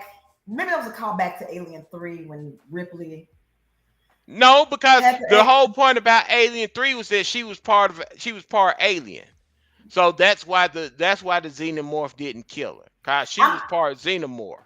Sure, I'm just saying maybe they were trying to stylistically have that as a No. callback. No. Now you starting to sound like me. No. No, you can't make no excuses like that. Once again, that plot armor was thick on her. Yes, it was. You couldn't cut that plot armor with a knife. It was so thick. Okay. and are going from bad to worse. Yutani have cut off their communications via Morrow cutting the underwater trunk line, and Yutani itself jamming their satellites. Non-essential personnel have been evacuated from the island though, while all the hybrids are being kept in the same containment cell together. They discuss the implications of being kids in adult bodies, before Wendy suggests they should team up together and hit back against Prodigy. Look who this is right here. That's the one that we thought died at the end of 7, who is alive, and nothing's wrong with her. And, Not a single thing. Ain't nothing wrong other with than the her. fact that that bitch crazy. I mean, Yeah, she's crazy. that's wrong with her, but Ain't nothing wrong with her. But she wasn't damaged from being shot. No, wasn't damaged. Her clothes wasn't damaged. I mean, they were in the last episode, but in this episode, here she go. And I remember watching like, wait a minute, what's she doing in there? Yeah. Atomines doesn't think grouping the kids up like this is a particularly good idea, as they're not sure how it will hold. He's also worried that they're understaffed, and all the while the xenomorph is picking off soldiers left, right and centre out in the field. Boy Cavalier refuses to evacuate any more people. This here pissed me off so badly. Well, right now, I mean, now she's on the level that she's the machine god. She can do whatever she wants to do. You know what I'm saying? Once again, this is something we saw that was a problem back in episode 2 and 3. And like I said, they ain't ripped that shit out like I told them to. And now 5 episodes later, they fucked up. I tried to warn. I told them specifically 5 episodes later, y'all gonna be in trouble. Well, now y'all in trouble. It's 5 episodes later. People though, but he might have to as Wendy forces his hand. Now Wendy decides to communicate with the xenomorph from inside her cell and get herself out of this predicament. All the electronics are switched off immediately, and the xenomorph can hear her from the woods, running back to HQ. Now back in containment, Morrow awakens in the same cell as Joe. Wendy watches him on the monitor. Okay, so Morrow got captured. And so now he's in a cell with Wendy's dumbass brother. So Mm-hmm. he's got this little this hammer thing on because he has a um, cyborg arm. Right. So what do y'all do? Y'all give him a weapon. This is a weapon. Well, I mean, I guess it's not as Michael, much of a weapon. Michael, It's not as Michael. much as a weapon as it could be with this real arm. I think that's the whole point. It's like, yeah, he can bash a motherfucker in the head, but anybody can do that for real, you know. But like I said, he got like a knife in there, a fucking flamethrower in there. Like God knows what else he got. Those are the things we know he got in his But arm. this was the best they could do. They couldn't chop his arm off. They had to do this. Uh I Yeah, wouldn't put a bullet in that nigga brain, but you know, that's just me. Once again, I'm not making the stupid decisions in this show. I'm putting the bullet in that dude's brain and calling it a day. yeah, I I agree. mean, because they technically attacked you. They declared war on your company. But I we mean, have to, but we like got yeah, to have in the Mara and Kirsch future, fight though. yeah, well, yeah. I mean, they did once again. They did this because they want to make the show happen. But like, you know, the thing is that they basically declared war on each other. Like this is like, you know, we was talking about how the companies in this future, they're like, you know, what I'm saying countries at this point. So, like I said, this is America attacking China. That's literally what this is. You know what I'm Mm-hmm. saying? America is attacking China, and you just declared World War III or whatever World War they're on at this point in the future. You Mm-hmm. know, and like, yeah, you just put a bullet in his brain and you call it a day. You ain't got to do all that. You ain't got to put him in the cell and be like, "Hey, we got your boy, come get him." No, you put a bullet But in his brain. I mean, you done killed all his other friends. All his other troops is dead, but these other bastards is alive though. huh? I said all these other bastards are alive though. They should be I'm dead. not the Wayland Utani peoples.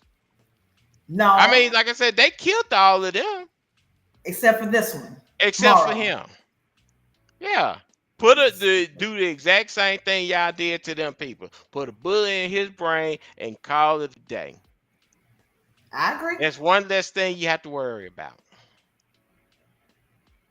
Senators mad about him shooting Nibs. Smedo reassures her that he's one of them, and with one man guarding Morrow and a metal can on his arm serving as a weapon, Morrow effortlessly pushes open a door, knocks out the guard, and sets out to continue his plan where he left off. Now while all this is going on, Kirsch is in a lab just obliviously doing some electronic work. Morrow waltzes in through the front door though, and the pair wind up fighting. It's not much of a fight though in truth, as Morrow manages to easily subdue Kirsch. However, when he shoots one of the glass cages, something bursts out.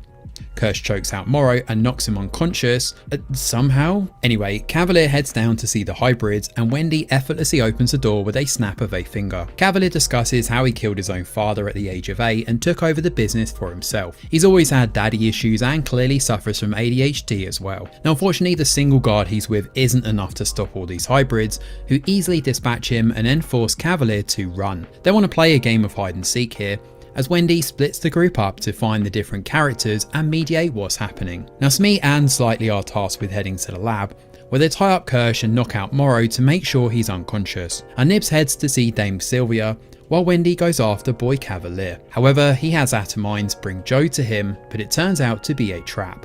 You see, Oculus breaks out the sheep corpse and chases after Joe around the room. Of course, he's saved by Wendy at the last second before that can happen.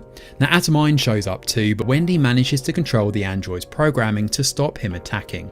Apparently he's on the same network as the rest of the electronics on the island, so it's easy for her to hack in. Now the eyeball creature manages to slip away in the midst of all this chaos, heading right down to the beach where it takes control of Arthur's dead body. All the while, the xenomorph manages to break into the facility and begins killing what's left of the soldiers.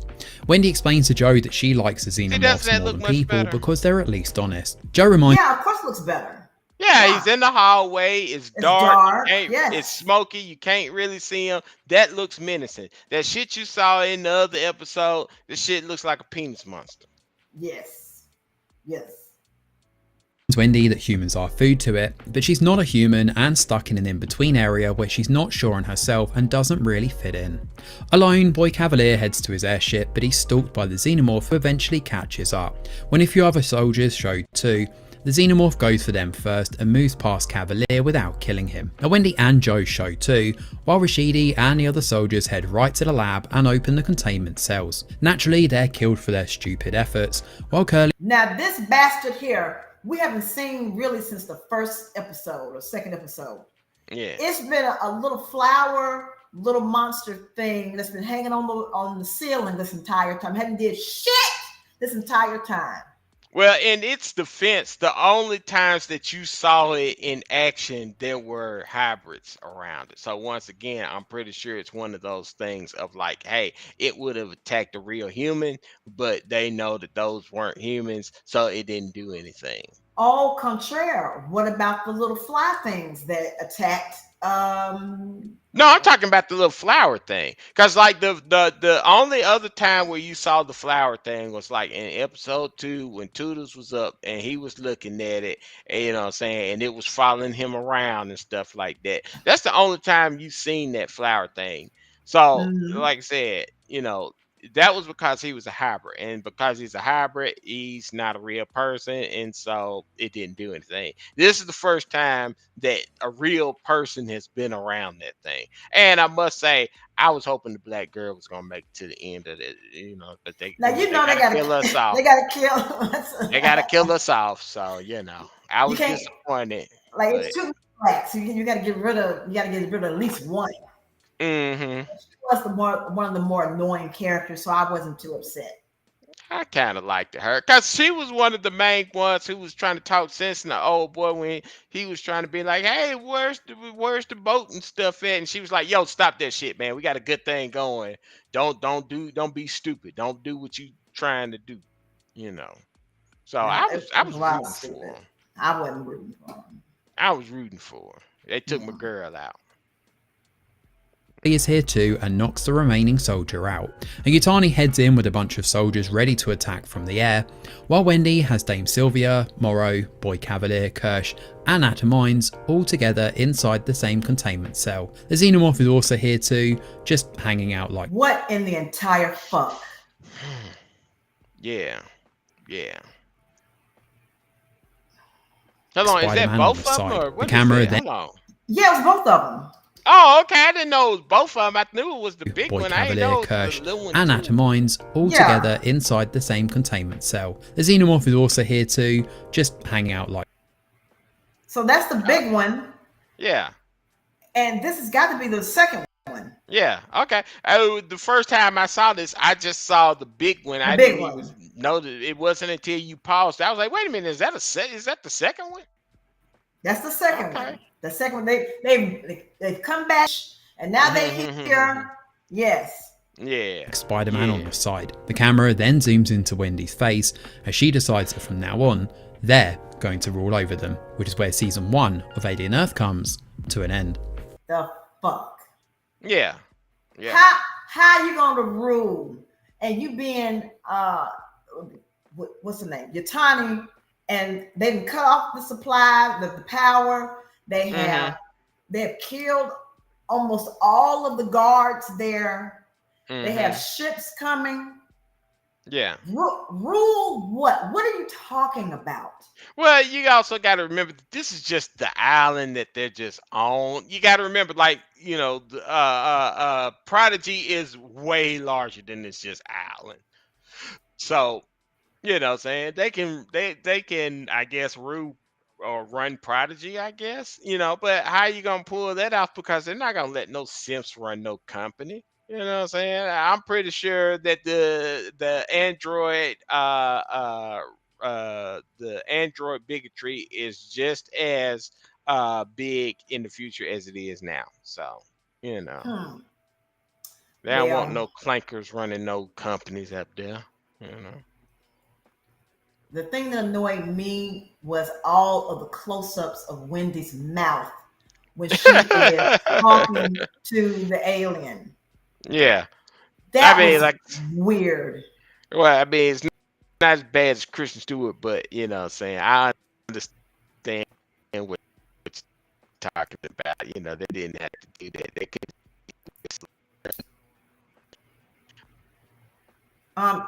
It sounds like you're breaking up, and you're frozen on my screen.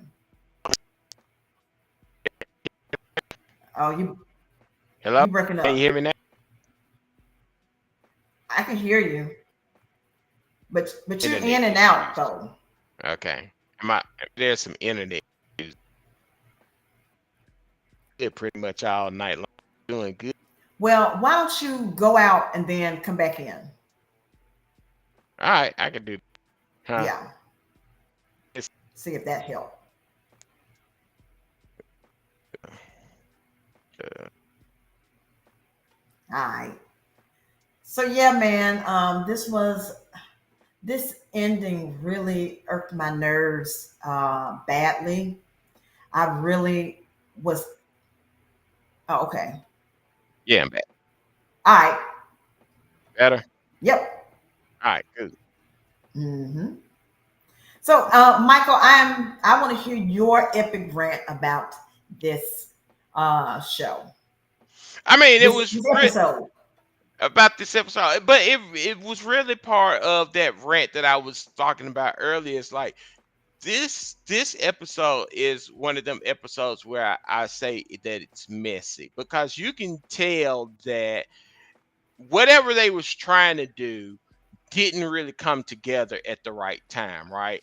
And I'm pretty sure it's because they changed up what was supposed to happen. Because like the whole thing of like I understand that they gonna get their revenge, but like if you was gonna do that, like everything is sort of leading to the fact that, like I said, Wendy starts to lose her. We was talking about that earlier about the humanity part of the hybrids of Mhm. like, hey, what I'm saying, it seems like Wendy is slowly losing her humanity throughout the show. Of like, hey, she's doing a lot of things that a kid wouldn't do, especially a kid. Once again, she's supposed to be 12 years old, and she just basically murked everybody in that lab. Yeah, She she murked became all like of the T those one soldiers. thousand. Huh? She became T Yeah. 1000. Yeah. And so, like I said, at the end, it should have been something to the effect of like, hey, either she wins and she becomes the bad guy, or like, oh, we've realized that she's the bad guy and now we have to take her down. And I think one of those two endings would have been a good ending for this show. But like I said, I think that they got scared and they didn't want to pull that trigger because they worrying about, saying what people are gonna think, or what advertisers, really more like what advertisers gonna think, saying, or some crazy shit like that, Mhm. you know. And so they did not go down that dark path. And so, like I said, now you got this ending that is like, okay, well, but it doesn't really come together all that great. And I think the other thing is like, even though they did not want to pull the trigger on the dark ending, I don't think that they had like another ending in mind. So that's why the ending to this show kind of feels like it is like it's not even a cliffhanger. It's more like we just sort of gave up. It's very disjointed. Yeah, it really is. It's like, okay, what's the purpose of the ending of this show? Because like the only thing that you can sort of say is like, okay, maybe the hybrids are going to run the company, maybe, or maybe they trick, they get Boy Cavalier to sort of just be like the figurehead while they run things. But why would they do that? Right. Like, why would they do that? Like, And like I said, it with Wendy being able to control the alien, yeah, that's good for this show. But outside of this season, what does that really mean?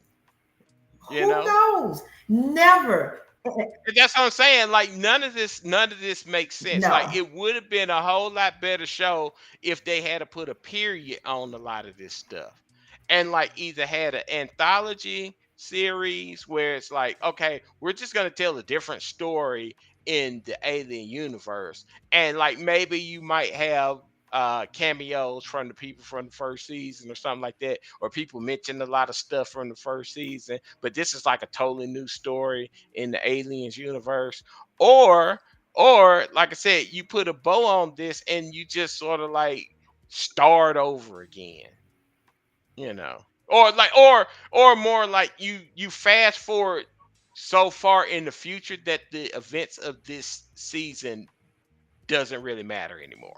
You know what I'm saying? Like you say, like, oh, 100 years later or 50 years later or something like that. And then, like I said, you know, the if you pull the ending where like you just murk everybody, like kill the androids, kill the alien, you know, and then 100 years later something else happens, I think that would have been a better ending to this Mhm. series, you know.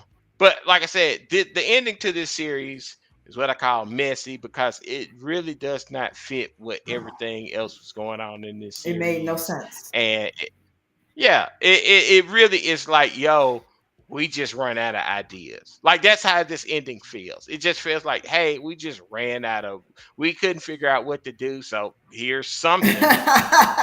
And I would have taken nothing. Yeah, I would take nothing. yeah, And that's basically what this is. It's yeah. nothing. Yeah, because even with a cliffhanger, like, okay, I see where this is going. But like, where would season two, like with the ending that we have, where does season two go? And like I said, they literally have painted themselves I in a told you they corner wrote because themselves in a corner.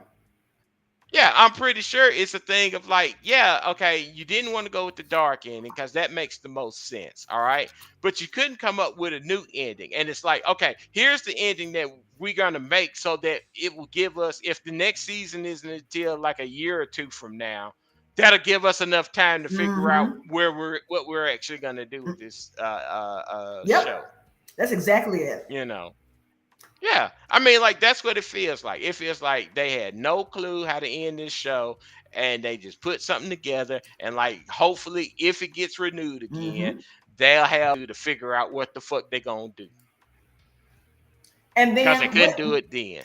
what if it don't get renewed? So that means that Well, we're gonna be left yeah, with that as an ending.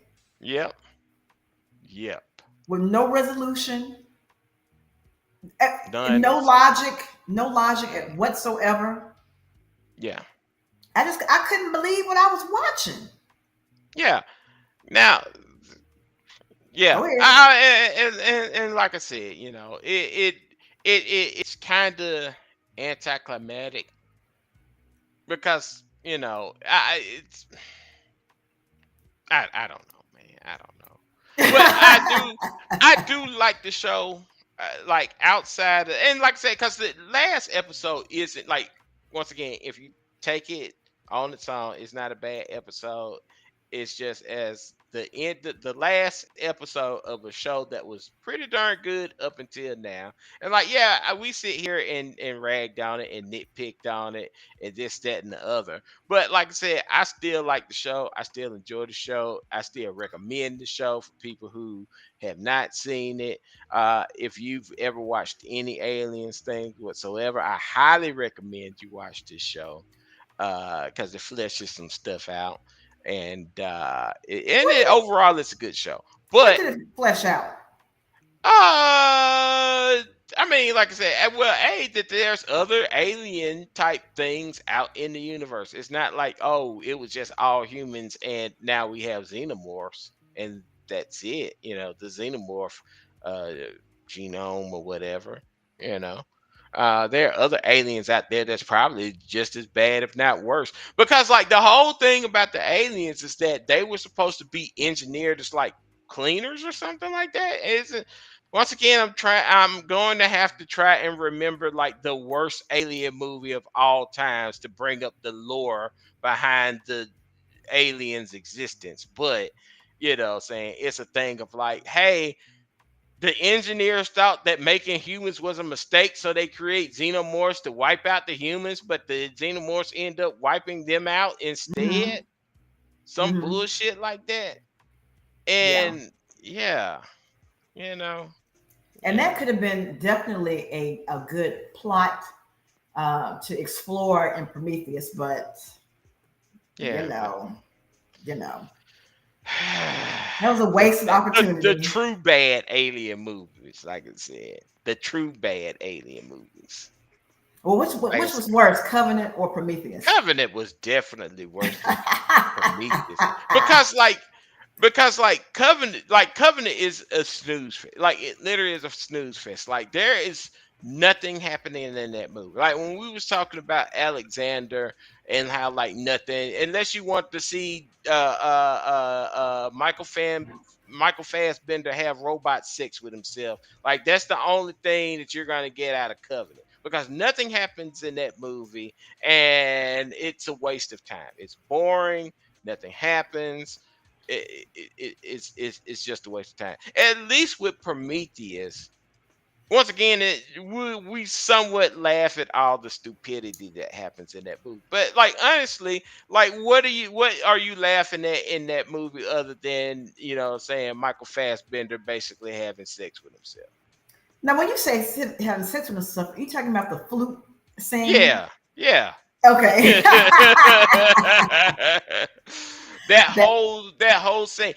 Like I said, that was Covenant weird. is so bad. You can so like for people who hadn't seen Prometheus or Covenant. So like at the end of Prometheus, the main character is like, yo, I'm finna go and find these engineers and we gonna have a serious talk. All right.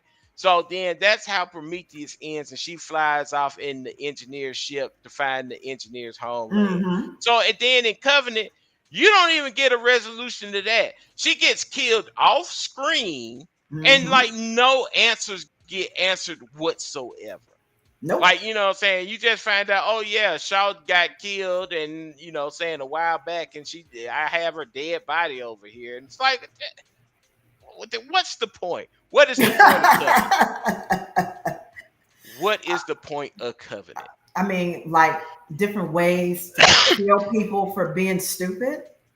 Yeah, but you had that in Prometheus. Prometheus was like, hey, we're not even just dropping people's IQ. We are removing their IQs to make Mm-hmm. stuff happen. Like they do the dumbest shit of all times to get themselves killed. Mm-hmm. You know. But so, like I said, you had that in Prometheus. You did not have to try and repeat that in Covenant. And to be honest with you, I can't even tell you what even that. I've seen Covenant, and in fact, I've actually seen it twice, and I Mm-hmm. can't, for the life of me, tell you what happens in there except Michael Fassbender having sex with himself. That's the only thing I remember from that movie. Okay, I remember the movie and the Michael Fassbender fingering himself.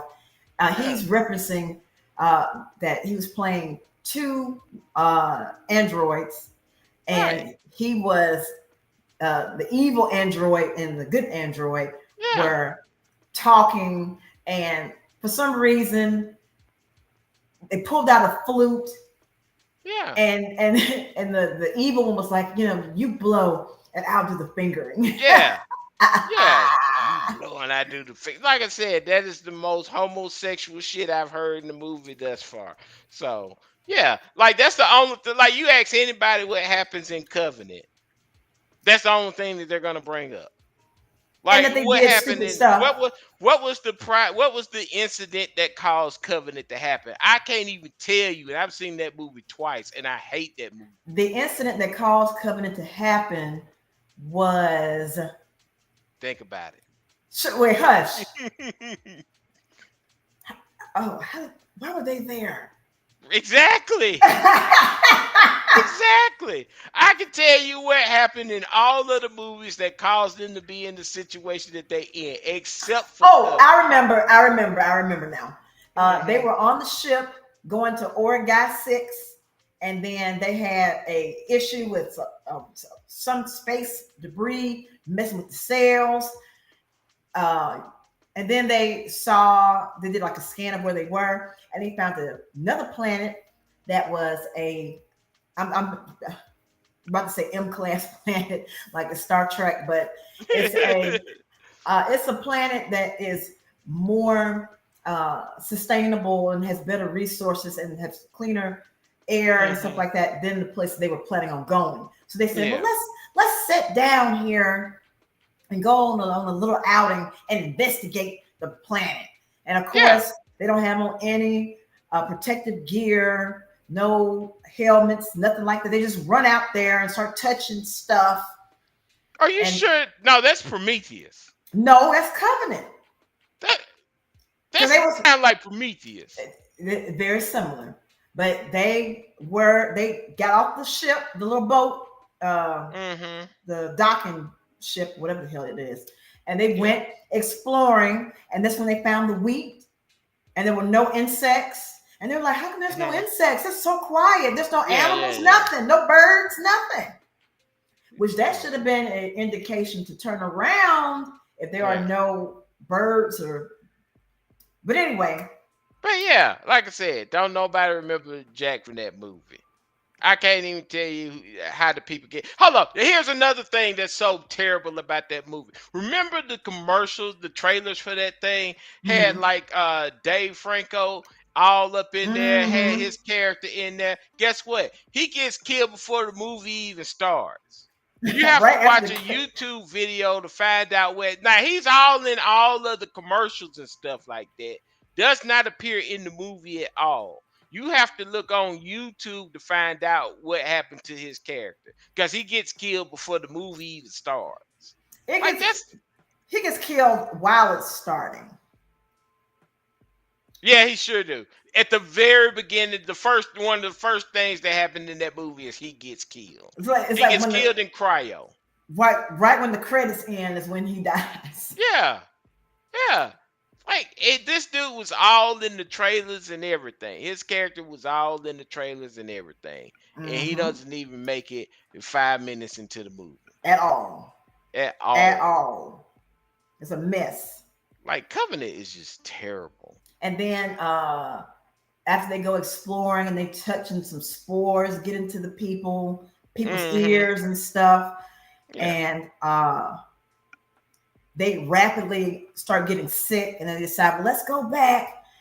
And one person made it back, and you're in the room with him. He's sick. You're without any protective gear at all in a room, in an enclosed area. Then you give the dude a hug, and some spikes pop out the dude back, and that was cool. Yeah. But it was so stupid. And then this wasn't. Go ahead. No, I'm just saying, like, hey, like Prometheus. I'm not gonna say it's so bad it's good because it is bad. But like, there are moments in Prometheus that you're like, okay, yeah, hey, this is bad, but I actually do kind of dig it or whatever. You know what I'm saying? Like, hey, like they did the shit that they do in cartoons where the ship is falling straight down on the person, and instead of them running to the side, they're running straight ahead, so that like the ship would still end up falling on them. If you had to just bust to the left, you would have avoided the ship falling on you. Yeah, you know what I'm saying? Like that's one of those things that's like, yeah, it's stupid, but like, hey, it's kind of funny, and we talk about it. It's same thing with the scientists. Like, hey, y'all are scientists, and y'all are going around this alien planet putting y'all faces in shit that y'all know y'all shouldn't be putting y'all faces in. As scientists, y'all are like scientists, not like, oh yeah, this is just some stuff that we do on the side. We just so happen to know a little science with these space truckers. Like these were supposed to be like scientists, and y'all are walking around with no protection at all. Touching shit, putting y'all face in shit. You know what I'm saying? Like, no what protocols. does that? No protocols at all. Yeah. Just okay. Well, I'm looking at this thing, but I'm gonna have me a sandwich too while I'm looking at these creatures. Yeah. And so, like I said, there's some stuff in Prometheus that, like, yeah, it's stupid and the characters are dumb, but you can have a little chuckle. There's nothing in Covenant. There is nothing. It's however many minutes of just absolutely nothing happening. And like, even though I'm talking about the David stuff, yeah, that was his name. It was David, right? Yeah, David and Walter. Yeah. So like I said, even though I'm sitting here laughing at the David stuff and what I'm saying, talking about he having sex with himself, like, yo, that's not even good enough to be like, yo, watch that one scene. Like, no, because it's way too long and it's way too dumb. Yeah, it's stupid. Yeah. So like I 'Cause said, Covenant doesn't exist in my book. Like I'm gonna like, what I'm saying, I try my best to wipe that from my memories. the part that I didn't like, well, I mean, there's lots of parts I didn't like, but Yeah, the whole movie. That's the part I didn't like. but when they were trying to contain the xenomorph or the backburster, the neomorph, when they're trying to Mm-hmm. contain him, and the girl just started shooting and ended up blowing up the ship. Mm-hmm. Yeah. I'm just like, really, Yeah. Yeah. really.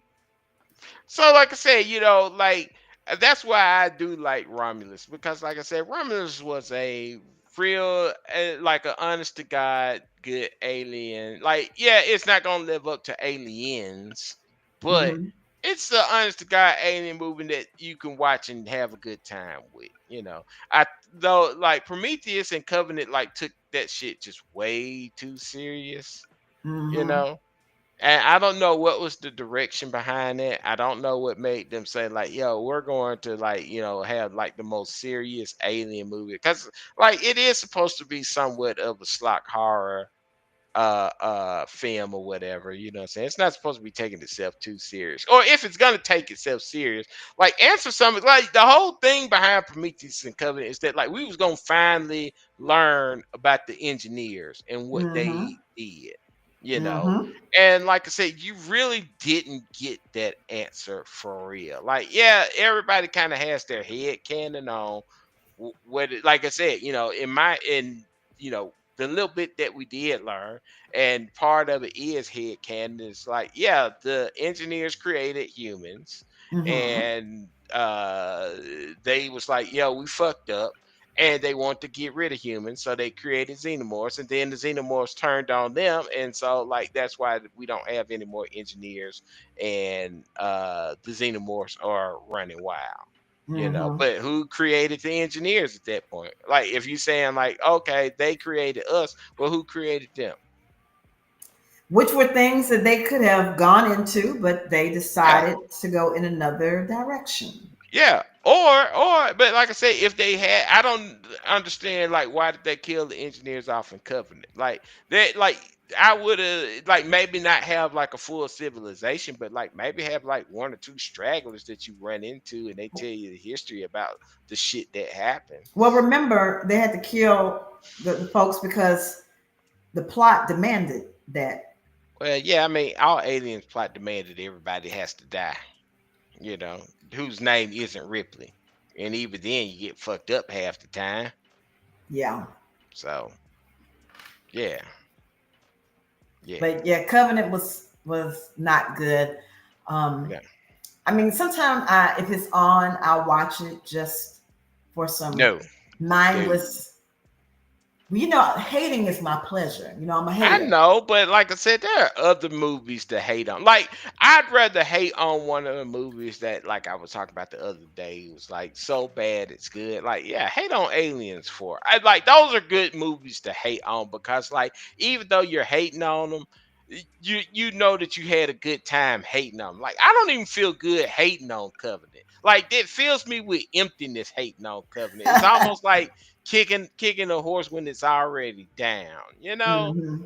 It's like, yeah, but like if I want the shit, like we've been spending a couple of hours shitting on Alien Earth, and like I said, like even though Alien Earth has its issues, overall I liked it, and it was pretty good in my opinion. So, like I said, it feels good to talk about the stupid shit that happens in that movie because at the end of the day, I actually enjoyed that movie. You know, I don't feel that way about Covenant. Like Covenant is just a thing that you just like you would rather like it's that thing like in wrestling. Like if they like you, they cheer for you, and that feels good. And if they hate you, they boo for you, and you know that they care. The day you have to worry about is when you come out in the ring and they don't say anything at all. Like Hmm. that's when you know that you're in trouble. And that's how I feel about Covenant. Like Covenant comes to the ring and I don't cheer or boo or do anything. So, what would you give your rating for the alien Earth? What out of 1 to 10? With 10 being I the would highest, I would give it an 8. Like it has issues, and especially eight. yes, it has issues, especially the last episode, but overall it's a good time. It's a good time. It's a good show. It has like good, like if we was talking about like technical, like other than the whole thing of like showing this alien in broad daylight, like other than that, what I'm saying, the show actually looks pretty darn good. Like said, it's got good production values, all of that like nerdy shit that a lot of people be talking about in the show. But I think that this was a good show. It has problems. That's why I give it an 8. I'm not giving it like a 10 or anything, but it's a solid 8. It's a solid 8. You'll have a good time watching this show. It has some issues, just like every show. Like that's the thing I don't get, or you don't hear about. Like the people who like hating on this show. Like, what show do you actually like? I promise you, they'll tell you a show that they actually like, and you'll be like, "You really like that? Like, that's the show that you want to down and feel on?" You know what I'm saying? It's like, yeah, every show, like the best show that you've ever seen has problems with it. I talked about Game of Thrones. Like Game of Thrones, once again, another thing of like the last season damn near destroyed its fan base. But like I said, Game of Thrones has episodes that you have to sit through and where they're doing a whole lot of talking and there's nothing really happening. You know Hmm. what I'm saying? But like I said, that's the price that you paid to play the Game of Thrones, I guess. You know what I'm saying? Because that's just something that they got to do. And with this show, there's some stupid stuff happens because, like, hey, we kind of have to make this show happen. It's So not we have to some have stupid stuff happens. A we had lot.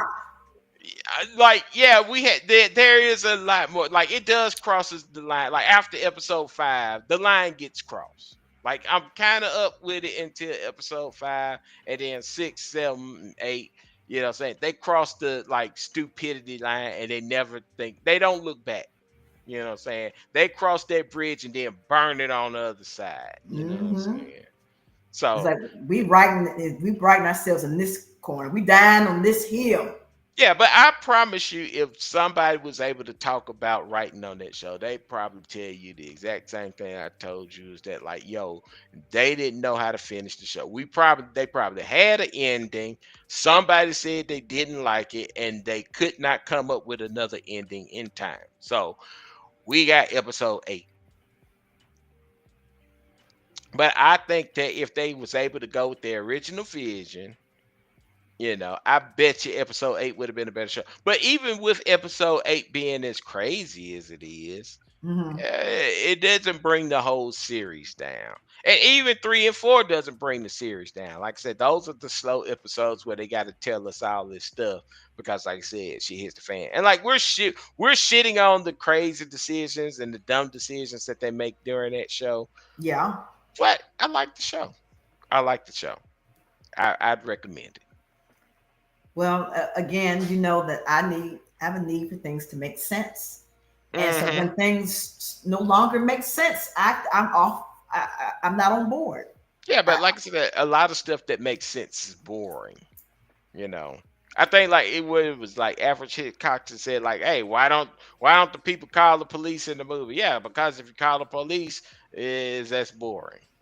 You know, Look, I you need understand, you need the people to make those dumb decisions so you can be like, "Oh, okay, we made the show happen." but I want you, if you are a scientist, I want you to act as a scientist would act, not act as a, a dumb person who wrote what they think a smart person would do.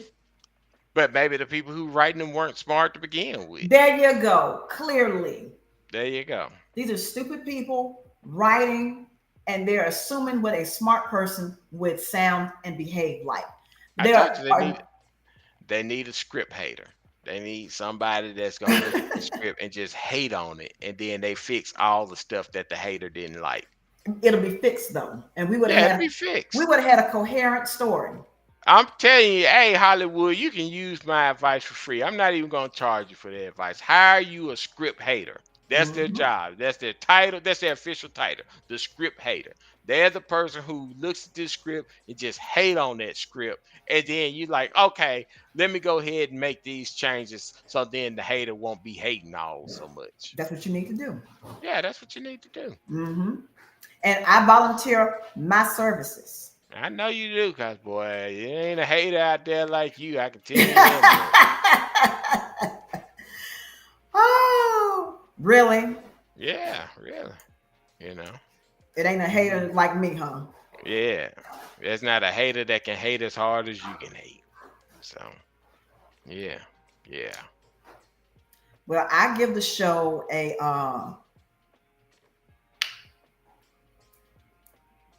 I give it a 6. You give it a 6. I give it a 6.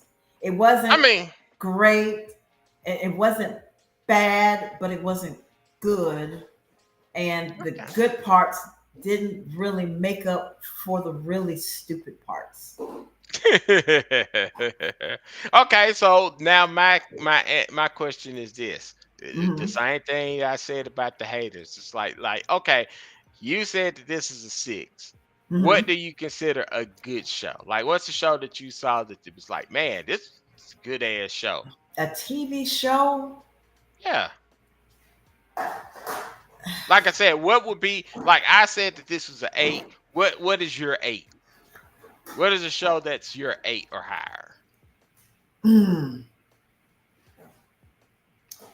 Okay. I would say judge. Whatever. I would say the house before whatever her name died. Yeah, house before the girl died. What was it? Number 9? No. Or wasn't it the red-headed chick that died? Yeah. Wilson's girlfriend. So yes. What was her name? So it was good up until that season, that part of the show. I get you that. And then when they did the whole, we're bringing in new people because the other ones all quit. And they had the little class. And that was stupid. That's when it started going downhill. But House before, I mean, even though it was formulaic, and I mean, it was the same formula every episode. Yeah. The wise cracks, and then you're all trying to do this diagnostic differential, and then just something random happens, and House gets this idea, and then he automatically knows what it is. Yeah. And every episode, like, I get it. But you know what that makes me? You know what that makes me realize? That, like, hey, these doctors are really just guessing all the time. You know what I'm saying? Like, everybody wants their house type doctor, man. I go in there, I talk about, hey, man, I got a pain on the side over here. You know what I'm saying? What is that? He'd be like, I don't know. Take these pills and maybe it'll feel better. I don't know, dude. You know what I'm saying? Like, dude, I want the house dude that's like, yo, you say it hurts on the side. Does it hurt when you lift your left hand up? Yeah. Okay. It's such and such and such and such. That's what I want to hear. You know what I'm saying? But like I said, my doctor's like, hey, man, I got this pain on the side over here. You do? Take these pills. Maybe something will happen, man. I don't know, man. I don't know.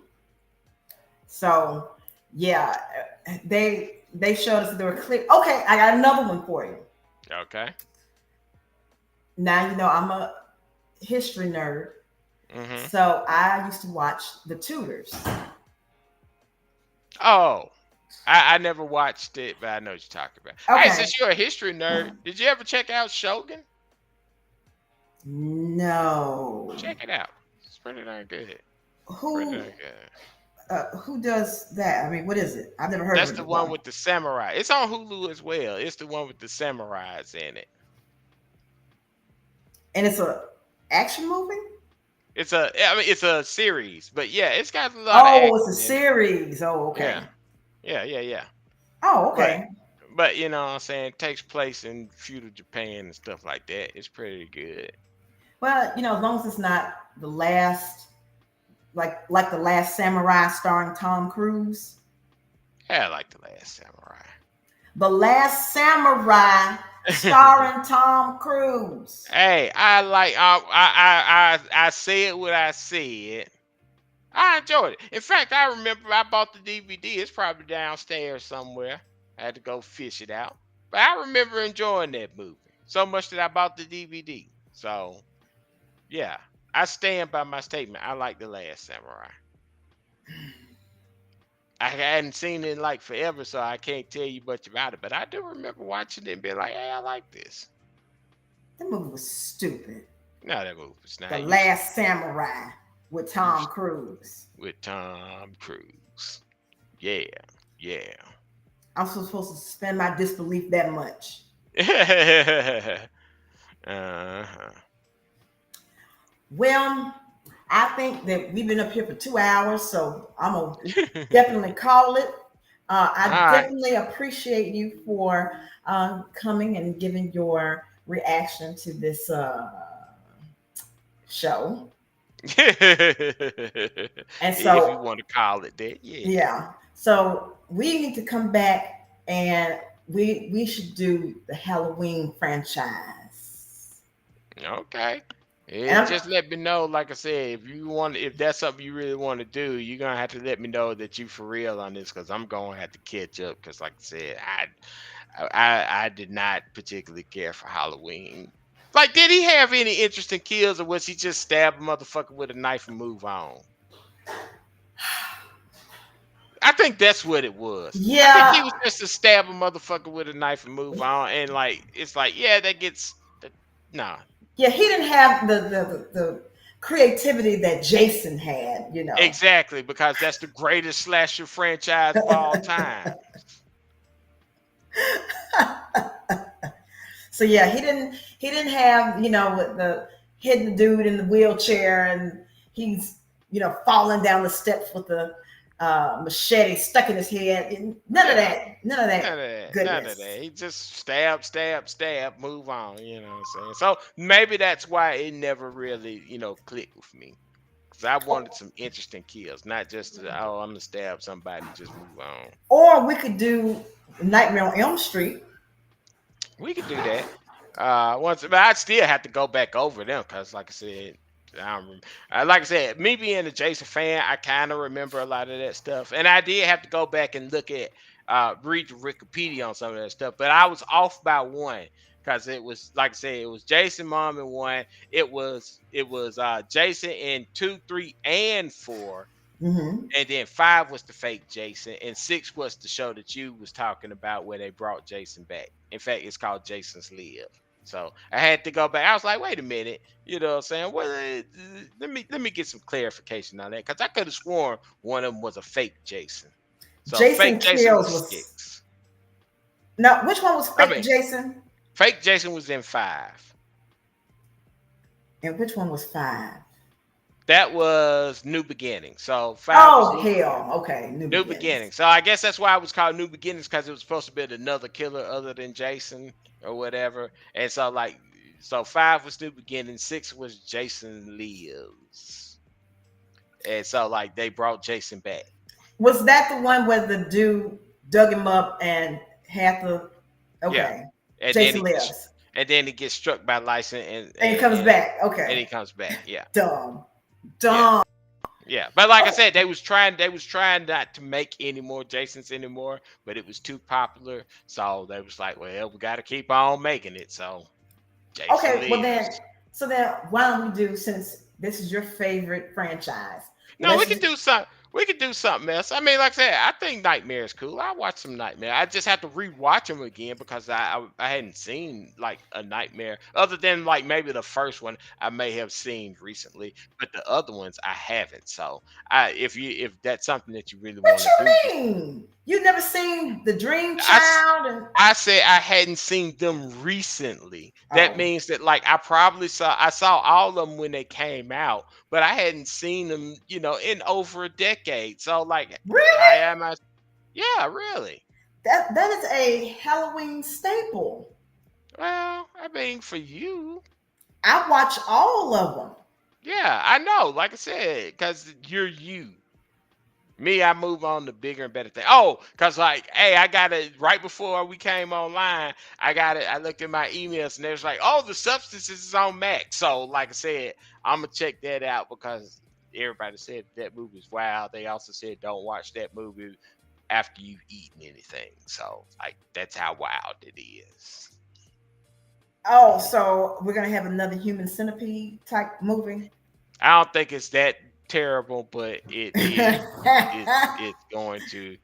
No, because like I said, this movie's actually gonna be good. You know what I'm saying? The first human centipede wasn't awful. It wasn't awful.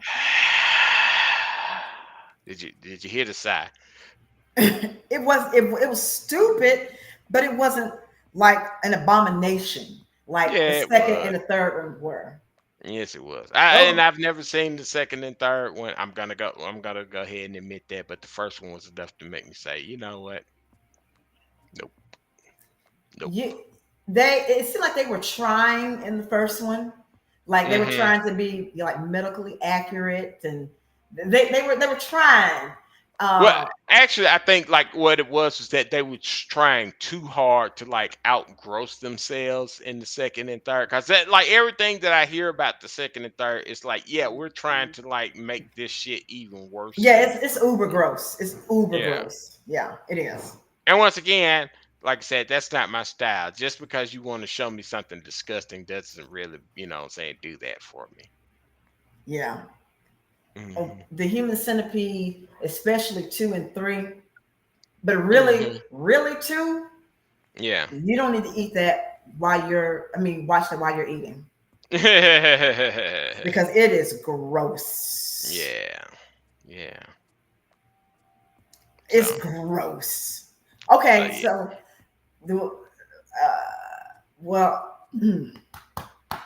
let's do we'll do what I said, Nightmare. We'll do Nightmare next week.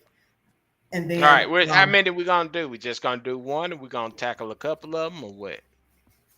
We can do one. I don't count 2, so we can do 1 and 3. That's the original, and then the Dream Warriors.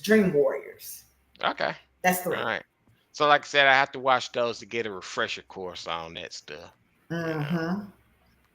So, yeah. Well, all right then. Like I said, it's been fun, and I'm just gonna take my little booty to bed because I have to do a loan signing tomorrow. Okay then. Woo-hoo! I would ask you, but like I said, we on the internet. I don't want people getting in all your personal business. Yes, because there's some psychos around these parts.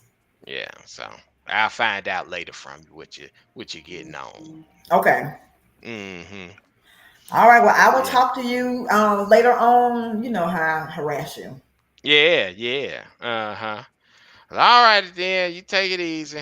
All right. Thank you. All right. Bye. All right. Well, it is time for me to go on and about my merry way. I want to thank all of you who stayed and listened, and I also want to thank all of you that are catching the restream. So make sure that you're smashing the like button. All right. And so the last thing that I am going to say is drums, please. Drums, please.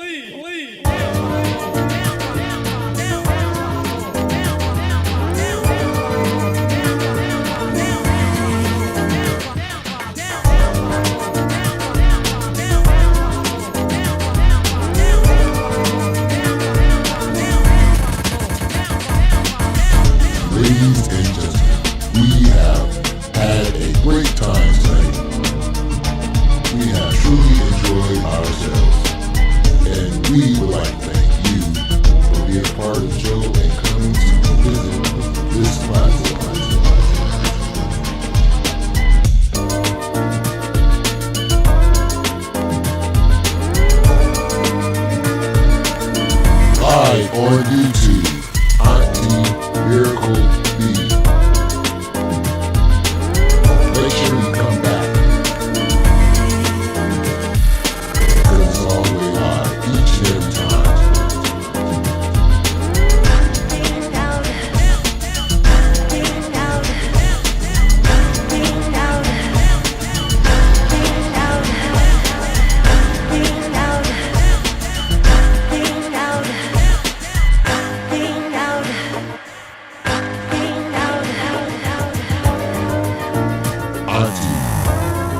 miracle.